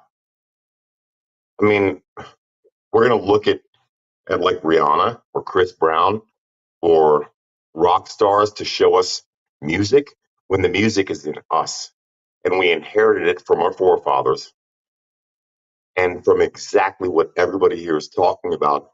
And that guy that was on here, when he spoke about the fact that we've lost our tribe, and Jack, the fact that you accepted me back here today, after the fact that you saw me, it showed that I don't have a tribe. I'm out here like floundering. But I'm watching the sky. I mean, look as I do this, because the simulator is out there right now. It's so hot out there. I don't want to go outside. Like, I watch the sky, and I'm supposed to be on the hill, but I belong here. Because maybe we are starting a new tribe. That's been my hope. I mean, my story is what it is. I found myself on a spiritual path, and it's been pointed out to me many times that allegedly a prophet is rejected from his hometown. So, okay, I've been rejected from my town. I'm trying to build community. And I found others like that too. Well, there's also this, again, I'll always go back to yoga, but the understanding is that we cycled through 4 ages: the golden, the silver age, the bronze age, and the iron age. And we're supposed to be in the iron age right now. And the understanding is that those who are pure will not be on top. They're on top in the golden age, whereas in the Iron Age, they're supposed to be on the bottom. And society is supposed to be at a degenerate level because that is the perfect environment for one's spiritual evolution. Like if we had, I'm not saying we shouldn't, but if we had everything, like a good family, a good home, good upbringing, everything, you know, everything was perfect. We had our tribes. I don't think we would even value what it was to have that, because to value something, you need to not have it. And I mean, you could go either way, but this is a perfect building ground for people who do want to have a healthy family, people who do want to ascend spiritually. In fact, it's supposed to get so accelerated and chaotic that we pine to leave, that just come and take me. I don't want to live anymore. And that's supposed to be the rejection of the material world and the first step to looking within. Go ahead, Steve. Oh, how did you know that? Man, the last couple of weeks, the last couple of days, everybody quits at work, but I stay late. I show up early. My son left after pointing a gun. Like my son pointed a gun in my face 2 weeks ago because I turned off the video games. And I kind of wish that he'd pulled the fucking trigger. And I've spoken to a few people about that. And they've told me, you coward sack of shit, don't say that to me again. And these are people that I talk to on my channel, and many of them are older, like they're sick. Like, man, like there are a lot of people that would give anything to not be praying for death. But I've noticed what you just said. It's like we want release, but what Jack is helping me realize is that we gotta stay in the fight. Those of us that understand that we're all going somewhere better and that we can't take nothing with us. Those of us that are recognizing that maybe we do more harm than good, but we're trying to change our act. It's like, take me home right now. That's exactly what Jack is doing right now. Is no, we're supposed to be here, and we're supposed to probably do some shit like Steve Olson, my wonderful, beautiful friend, and a bunch of us used to talk about, which is get our shit together and team up. But yeah, praying for death, asking to get out of here. Nah, man, we're not allowed to do that right now. And I know people who've committed suicide successfully and come back and they're indwelt. Like you don't get out of here without something getting up in here because of what you know what I'm saying? So I'm really proud. I'm so honored that you spoke about that, because we're not supposed to leave this yet. We're the ones who are going to help change it. Ooh. I think to truly help change it, though, we must go through the ego death. And it's not must. We get to surrender our ego, get to surrender our fears, our hates. What are these swords? Sorry, I'm interested in the swords being shown. Well, I actually what Jack is talking about. Okay, these swords. My whole life, I was a very abused kid, and I took martial arts, and I'm mixed. So everywhere I go, I get beat up by 2 black guys one day, 3 white dudes the next. I don't even know. So I want to protect myself, and I'm trying to show myself and other people that he's talking about, that like you were speaking about the age of iron. And it's like what Jack is helping me learn is I'm going to have to put these things down. You know, I'm going to have to put my ego down. That's what he was beginning to speak about, actually. You know, like even though I want to be tough, I want to protect everything that I have, and I don't want anything to be taken from me. The age of iron, it's only going to last so long. But in the meantime, and he just stepped out for a minute, which is cool. Like I've got a couple of swords, and I do believe that we're going to. I think what what's great about Jack's channel is we're not talking about the end of the world. You know, big channels do that every day and they make big bucks, and then the next day they're making another video on the end of the world. But it never hurts to know how to fucking look out, check your six, and have something that, you know, I mean, maybe we're about to leave the age of iron, but folks, people like us, we might need to just remember it never hurts Well, to be sharp. right, and even the scripture says a man shall sell his cloak to put up a sword. And the same concept on the obverse, the polar dynamic of that, is Sun Tzu wrote in The Art of War, to defeat one's opponent without fighting is of supreme excellence. So it is a matter, again, taking the battles as needed. If it's not needed to battle, then find another solution. The battle is the last solution. Most difficult. I don't know how many humans have realized that, but I think that's from The Art of War, what you said, Keith. Yes, Sun Tzu's Art of War. I have that book. Yeah. And the machine lies, what is that? A Punjabi sword? What is that? It's just yeah, it's kind of like it looks like one of those Punjabi ones. Yeah, it's definitely made from that area. But yeah, Well, I mean, yeah, I love the quote by the samurai, you know, who said, "I know not how to defeat my enemy, but only what it takes to defeat myself. So I'm undefeated." You know, so I really like that, and I love what the brother was saying about parables. You know, in terms of looking at the nature, you know, as fables. You know, and I think one of the most powerful ones is seen in the lion. You know, where the lion, he doesn't really chase around small prey, you know, and, you know, a lion is out for the hunt or he's playing, you know. So if we could maintain that when we're not, you know, 100% in hunt mode, we're 100% in play mode, you know, so a lion will go from 0 to 100.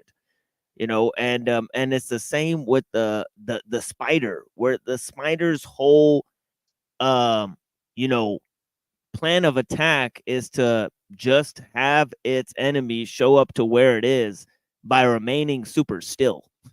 You know, so you know, I guess you know, laying yourself open for attack to expose the intentions of your attackers. I mean, that's a good strategy as well, you know. Hey, there's something to consider with this, though. Many people, especially the men, were taught to be warriors and less focus on growing the gardener, growing the philosopher, growing the artist. And that's kind of how I was raised. In some regard, was a man is a warrior, willing to sacrifice himself and willing to become nothing for others. But what we really are, when we rise above the beast, above the tendency to be the beast, we are the peacekeepers. And when we feel vulnerable, that's when we attack and defend. And the world taught us to feel like like we are vulnerable, like we're in danger. And then we've given away our freedom and our liberties in the illusion of safety and comfort. But that wouldn't be a true warrior, would it? No, it wouldn't. And that's kind of the paradox. Here, myself as the example. Welcome, Jesse. Hey, Jesse, actually, well, we had a guest earlier. I mentioned him to you. I'd like to do an introduction with you two. I think he could be a good guest if you've got a slot opening up later. Yeah, of course. Thanks, man. We're booking in August right now, but you know, whenever you know, a next available spot. I think it's August 15th is our next available open date. Beautiful. What'd you have? 2, 3 of them today? 2 today, and we just interviewed Carrie Cassidy, which Finished an hour ago. There's over 1,700 people watching it live right now. Smack. Yeah, Nice, dude. Yeah, I'm interested to see the blonde girl with dreadlocks. That's more, more my avenue there. That was the first Oh. interview today. Oh, okay. What is it that? Is it the TikToker? Don't tell me. You got hold of her? No, I sent her an interview, like a request, that TikToker one, and her team got back to me and said that our show isn't in alignment with their stuff. So Yeah, it means you don't have enough followers for her to care. Hey, if we can bring it back to Yeah, Jack, I actually want to add to what you were saying because please. So this is how the warrior training is described in the Vedas. And I mean, like, this is not happening today, right? I just want to make that clear. In India or anywhere, I don't see this happening today. And my work is mostly with indigenous people. And what we're doing right now is attempting to bring back these knowledge lodges that the Machine Lies was talking about. He said that you would sit around and listen to, that was a university, isn't that what he called it? So that was my upbringing. I did go to school, but I came from a generation that my grandparents cared enough about our learning to pass on all of that in like after school classes that they informally created for no pay, I might add. They just created a network of grandparents and transmitted this knowledge. But that isn't happening today. I do have a few students that come to learn from me, but there's no like knowledge keeper house anymore. And that's true for many indigenous people that I'm working with. Many have had to move to the city for money. Simply, like, money is the name of the game. And their kids think that there's no future in that community because, well, you know, if I have to make money for myself, I have to get out of here. I have to go to the city. I have to make a living, become a doctor, an engineer, a lawyer, and that's what's going to give me money and sustainability. So their communities are being broken up, and my effort, along with everyone else's, is to recreate a knowledge house in every community that can be once more the bastion of wisdom to be transmitted across Yeah, generations. we're being dissected. We're being eaten alive. You know, and that's why. And I'll drop it, but I won't drop it. Back to the sword. It's like we don't need swords, but we better damn well be the sword because they're they're eviscerating the family. They are.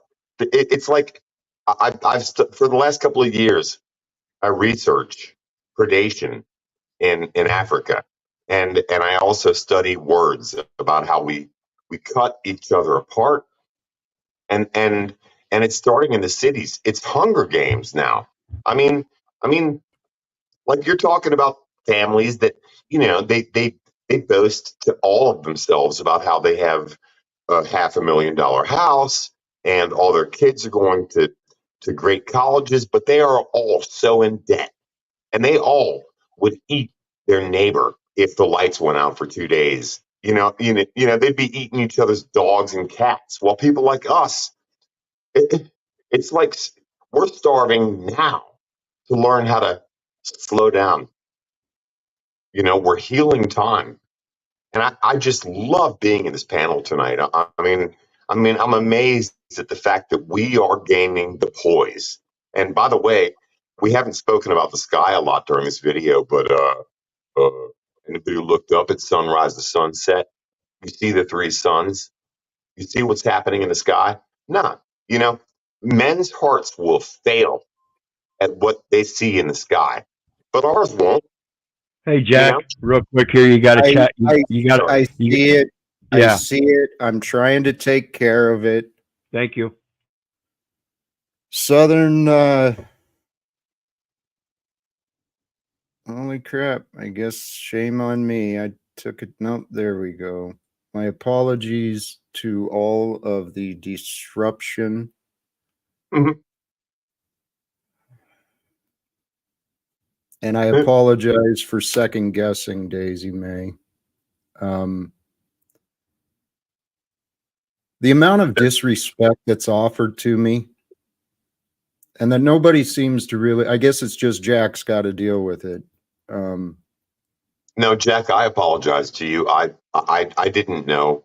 No, I mean, hey, you know, this is the life. Here's what I get.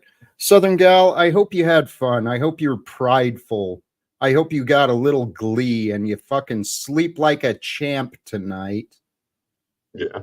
causing disruption to the people who have been here. And my apologies to those who did join. Although, yeah. Can I Shame say on something, Jack? I mean, this Please. is what happens. Like, okay, it's not the 6G anymore. It's a 7G or a fucking 12G, and they're microwaving us. The next, they're called NexRad and Doppler systems. They're all over the country, and it starts every day at about sunset until sunrise. And literally, I mean, I can go ahead and say it right now. It's really cool to do this. I'll be mad at somebody and I'll text them an email and think that they're my worst enemy. And damned, once sunrise rises again and the sky's clear and there's not tornadoes, I realize that they were trying to help me. It's like Bob Marley's song, Who the Cat Fit. Who the cat fit. Let them wear it. It's like what is your worst enemy could be your best friend, and your best okay? friend. What is the The seven? word. Where are you taking us? Where are you landing this? Well, I land in the sky. I mean, I'm No, a I mean sky the watcher. conversation, the topic. Well, I was just trying how to recover.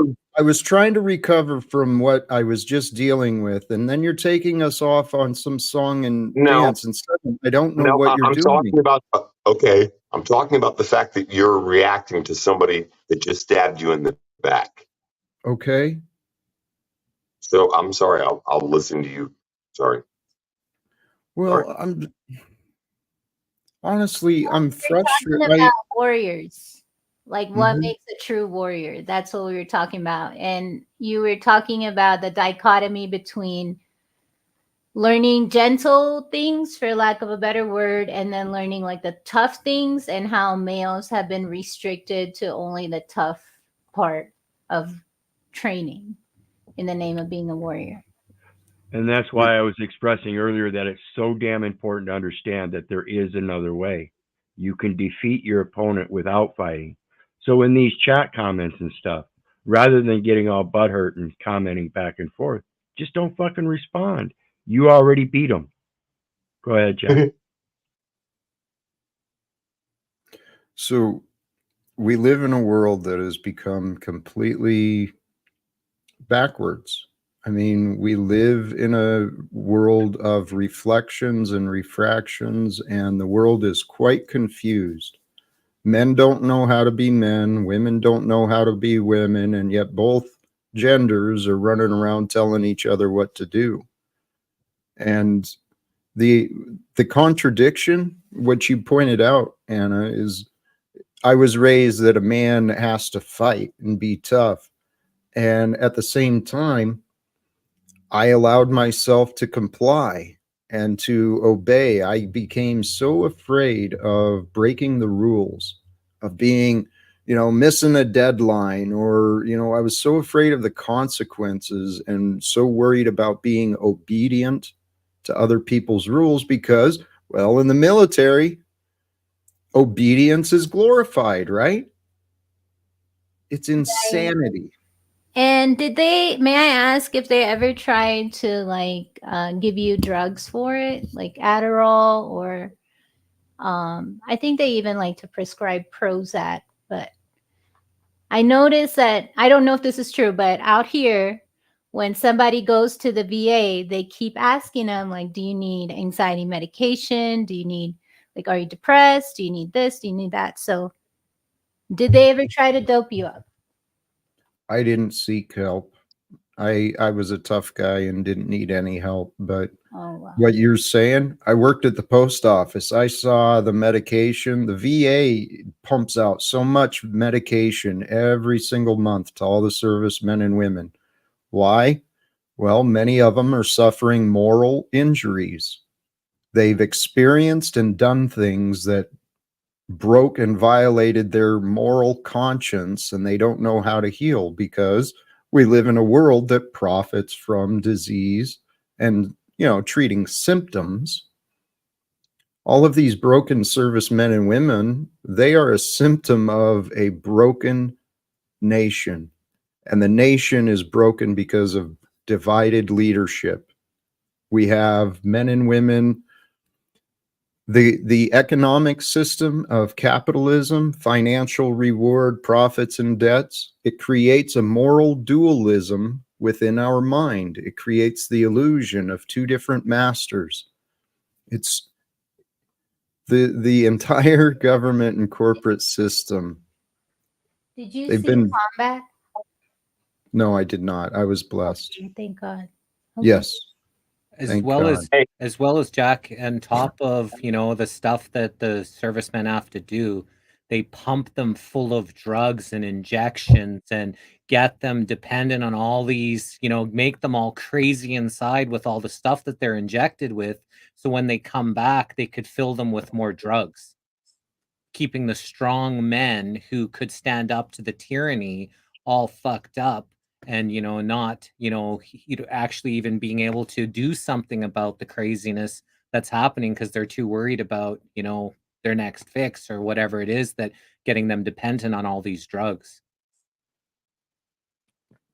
It's a nature of the economic system we've got.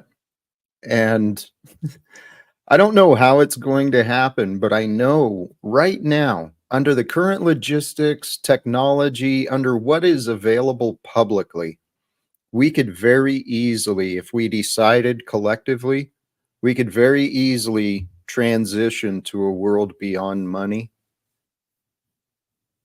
where education, like Anna and Machine Lies were That's talking. supposed to be, right? We're not supposed to be working to live. Hey guys, Correct. can I talk for a minute? Please do. This is cool because I worked with ex-army. He was a forward scout. He was like one of the people that I don't even know. I don't even say. And I have a video with him. I work with him. He was a ranger. I want to go back for a minute, by the way, to a really important part where I should not have said anything. Jack, it was in reference to people attacking you. It was happening during the chat. And then I started to talk for a little bit.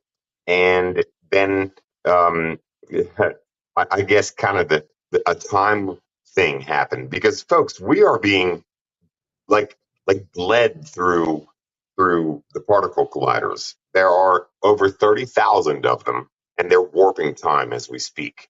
And why I like being here is because sometimes the frequency, like if you've seen movies with the Hulk and they're waving stuff through him, but he fights through it, but he gets hit. And I watched it happen because Jack was talking about how we got to lighten up on him. We got to get off his ass and get off of all of each other's asses. And the world's not doing that for us. And we'll be here, but we're learning how to do it for each other. Number one. Number two, Havana syndrome. Okay, Havana syndrome. Folks, that's some X-Man shit. All right? It's X-Man. It's happening to all of us. And the government is telling the media to let all of us know that particular people in the government or specialists or spies are having their minds fucked with. Nah, they're letting us know that we are having our minds fucked with and waved. And the Hulk and us, a peaceful little Bruce band. So, and the last thing, and then I'll give it back to you is I watched it happen. I watched Jack start to talk about something that shouldn't be happening with us. We should all be so on point and growing our asses up real fast, real quick. And yet it happened. It's happening right now. And I've been taking notes the whole video.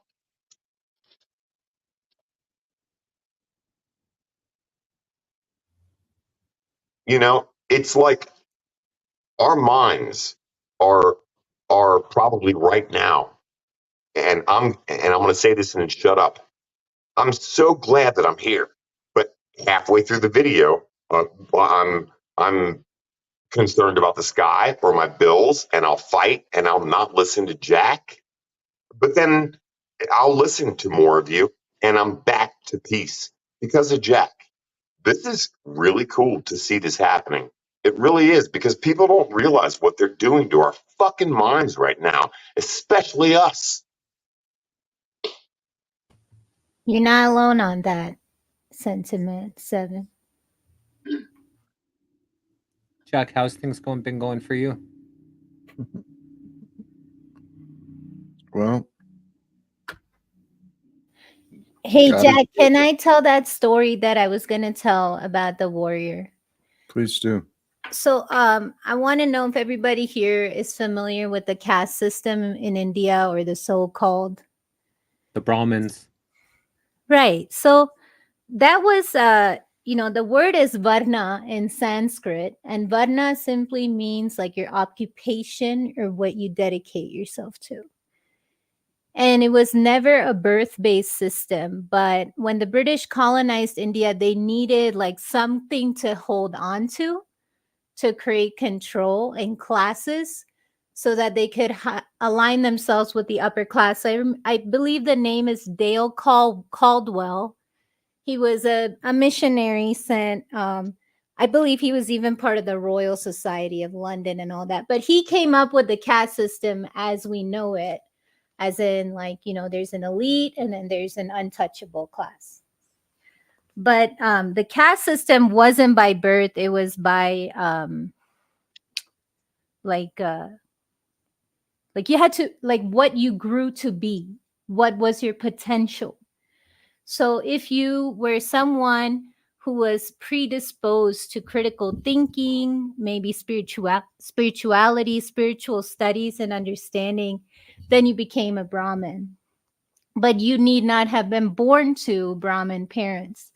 That would totally negate the point of it. And if you displayed very good warrior-like tendencies, then you became a Kshatriya, which is the warrior class, so on and so forth. But it was never fixed. You could, even if you are at this high Brahmin state, you can fall to the state of an untouchable because you became degenerate within yourself rather than, you were born into.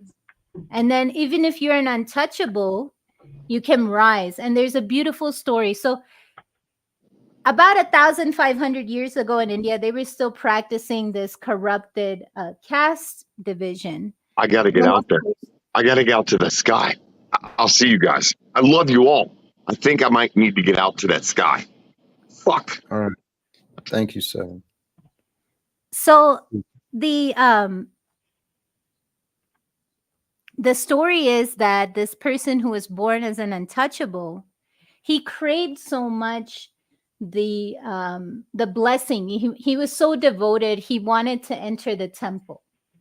And the Brahmins at that time, yes, in some twisted fashion, they were colonizing the access to the temple, and he wasn't allowed. So what he was able to do is gain access to outside of the temple.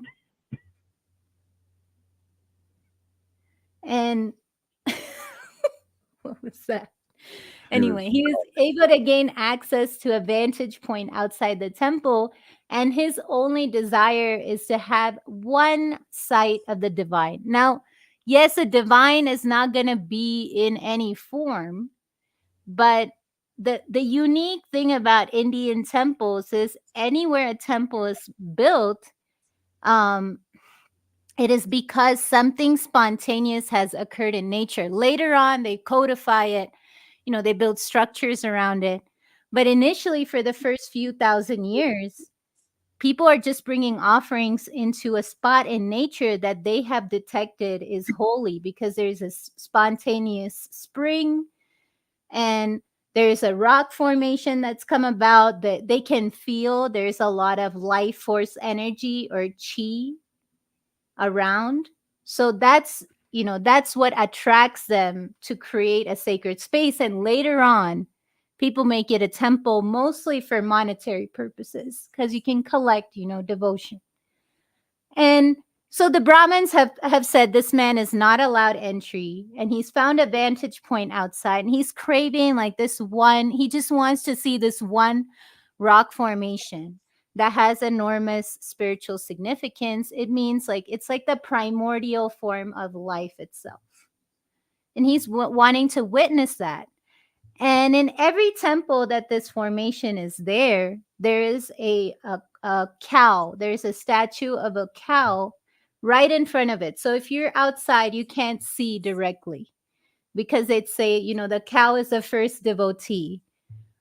She Anywhere that one of those rock formations pops up, it's where a cow has spontaneously given milk.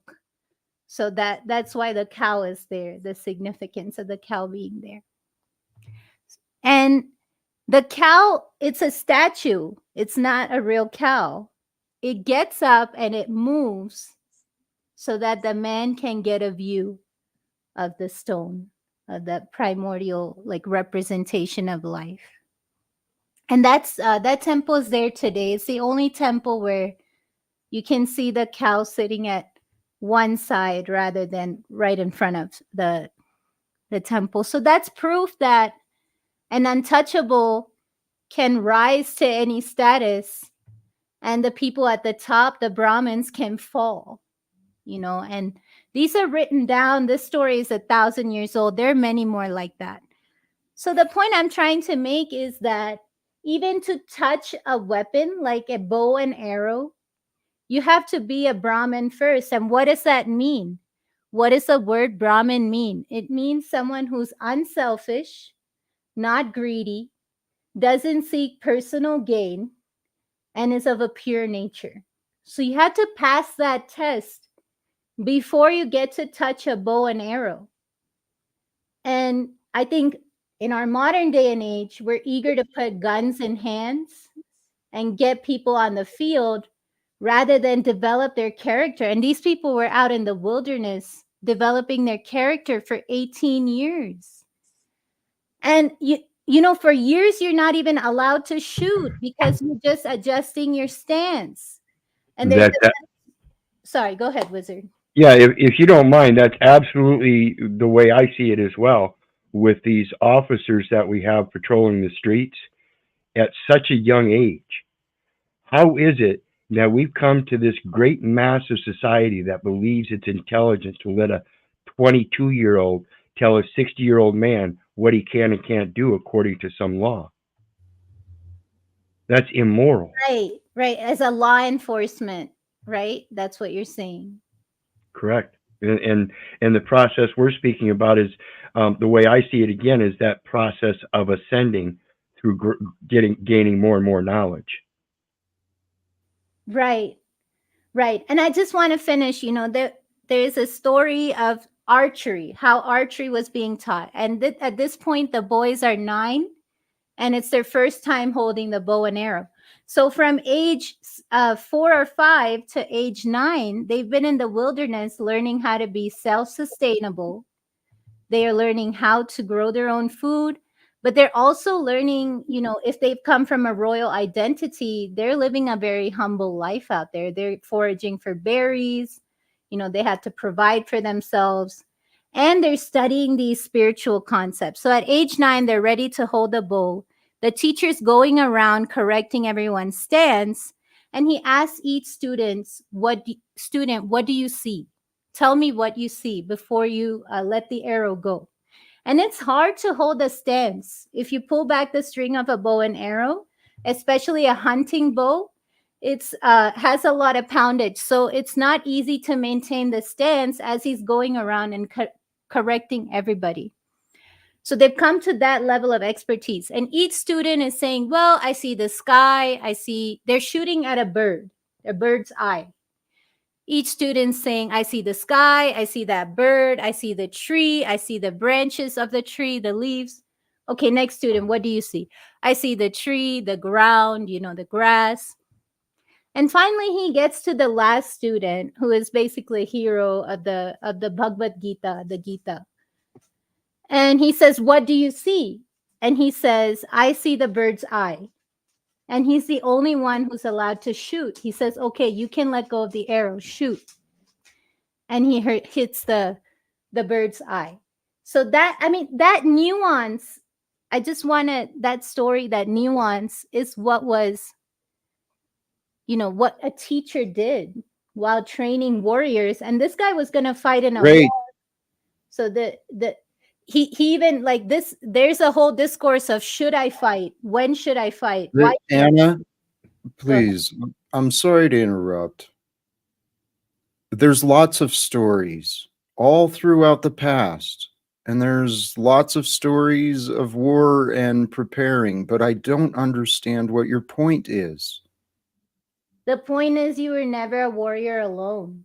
Great. You had to be a whole Thank man before you held a bow and arrow. Okay. And then one last thing, the bow and arrow wasn't just a bow and arrow. I mean, the story goes that one arrow had the potential to destroy a city. So I don't know what kind of weapon that is. But there is a place for a warrior in a man. There's by no means should we neuter our men, but we need to develop whole men, not just put guns in hands. And, obedience, like you say, obedience is just thrust upon us, and we're expected to obey and move forward and hold everything inside. So I want to credit you and say you did the best you could, and even more than maybe other people did around you with what you had. So you're here today, you made it, and you're balanced enough to have a conversation and create this space. So that itself is nothing short of a miracle, but that should have never happened to you. Okay, Jack, you have a great evening. It was good seeing you again. Keep up the good work, man. Nice seeing you, Jesse. Appreciate it, brother. I am ready to shut down, actually. So any other final words from others? I'll give my last words on my own, please. Jack, you know I love you, but I don't give a rat's ass whether you love me back. So have a good night. May God bless you. I'll see you again next time, Jack. Thank you, brother. Have a good one. Yeah, God bless, and thank you. Any other thoughts? Sophia, you were kind of, I don't know if you even had a chance to say anything, but. No, that's okay. I didn't really want to say anything. I just liked the people that you had on panel, and I thought it would be an honor to be on panel with them. I did want to interact with Seven a little bit, but he had to go, and I understand. And thank you very much, and God bless you all. Blessings to you. Thank you, Sophia. I appreciate you. Snafu, I see you in the back. I'm not going to bring you up today. Machine Lies, you still there? Yes. Yeah, I heard you were shutting down, so I thought I'd pop in here real quick. Yeah. I wanted to touch on some of the things that the brothers and sisters said, about warrior stuff. I think Chogyam Trungpa says a warrior's decency is a lack of strategy. And I always thought that was a brilliant quote, in terms of, all plans are subject to collusion. So we need to be unplanned as well. We need spontaneity. We need to find the goodness and spontaneity and in surprises. And I will leave you guys with this. It says, and this is about obey and abide. And and that sort of thing. It says in chapter 63 of the Tao Te Ching, act but through non-action. Be active but have no activities. Taste but have no tastes. Have no preferences. In other words, it says, no matter how great or small, many or few repay resentment with virtue. Plan for what is difficult while it is easy. Work at what is great while it is small. The difficult undertakings in the world all start with what is easy. The great undertakings in the world all begin with what is small. That is why the sage, that's why the sages never work at great things and are able to achieve greatness. Those who easily enter into promises always prove unworthy of trust. Those who often think that many things are regularly encounter difficulties. Excuse me. And so sages consider things difficult and in the end are without difficulties. Thank you. And blessings to all. Thank you so much for having me, guys. Thank you for joining. Appreciate you, brother. I really do appreciate everyone who joined today, especially our spontaneous guest, Dwight Thompson, the Right Warrior. He's new to this group, new to this panel, and I thought he brought some beautiful perspectives, and I think we had some great conversations. Well, others. Unfortunately, I see a missed opportunity. I see a missed opportunity quite often with what I'm trying to share.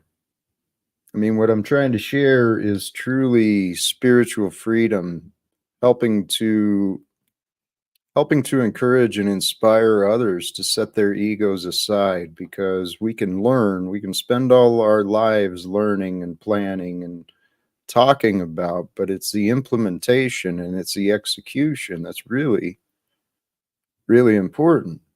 And I know the narratives about me and I know the perceptions of me because I'm consistently here. Well, there's a lot more that I'm doing and trying to accomplish behind the scenes. And one of the things we talked about is the fact that I am continuing to try and build community, online or offline. Why? Because I believe through the messages of love, what I'm offering sincerely is a faith in God that we can walk in love together, starting today, starting here and now. We don't have to continue these stupid games of playing warrior, playing punisher, playing judge, playing prosecutor. I mean, that's the ways of the defier. Controlling others is not how we live. The best way to live, what's really going to overcome the limitations of the past and the problems of today, is when we cooperate. When we cooperate with Mother Nature, that's the way new innovations, new things are developed. When we cooperate with each other, that's the way new ideas, new innovations are developed. Because we are all vessels of information. We're all stories that are being created and we're being told. But there's a lot of painful stories happening right now. There's, in my mind, there's the faces and voices I have seen in the news. There are men and women in harm's way right now, let alone the neglect of our elderly that's common in the Western world. People are just shoved off into retirement homes or left to pay for their medication and their rent and everything else all on their own. We've got a lot of people being pushed away and shoved into cells, daycare centers, retirement homes, prison cells, and beyond the modern world, the Western world, there's refugee camps, there's detention camps. This stuff is happening right here and now. We learned about the atrocities of World War II and the stuff that was happening in history. Hello, McFly. Hello. Have you seen the news? Have you seen what's happening today? The descent of humanity, the collective morality, it has descended so far. But I pray and I trust that we are the solution that our ancestors were praying for. We are the ones who we have been praying for. We are the saviors of our own life when we choose with the conscious choice, with the power, the will that we have been given to no longer obey the fears, obey the temptations, obey the rules and the ideas of others, not without thought. See, because a true man, a true woman abides by what is true, what is righteous, what is moral, what is loving, what is kind. Those are the attributes we can all grow within ourselves. And brothers and sisters, if this is real, well, what I'm doing today, what these conversations are, these are the ground floor. Because if you'll join me, whoever you are, whether you join today on the panel, you join today in the comments and the streams, or if you catch these conversations at a later time, if you join with me, we are here to bring the world into the new ways of living. And the new ways of living are the natural ways of living, because we will all lovingly abide by the common laws, the natural laws that are written on our heart. Do no harm. Don't corrupt yourself. Don't weaken your integrity with excuses or blame. Walk proudly and strongly with the truth who you are. Not the truth you believe, but the truth who you are. And who you are, who I am, we are the children of God. So I'm going to bounce out. Sincerely, thank you again to all who joined. And please do the subscribe thing, hit the notifications, and or at least check in again in the future. We'll see what the future brings. And until next time, choose love, peace for everyone, and live without fear. Thank you again, and God bless us all.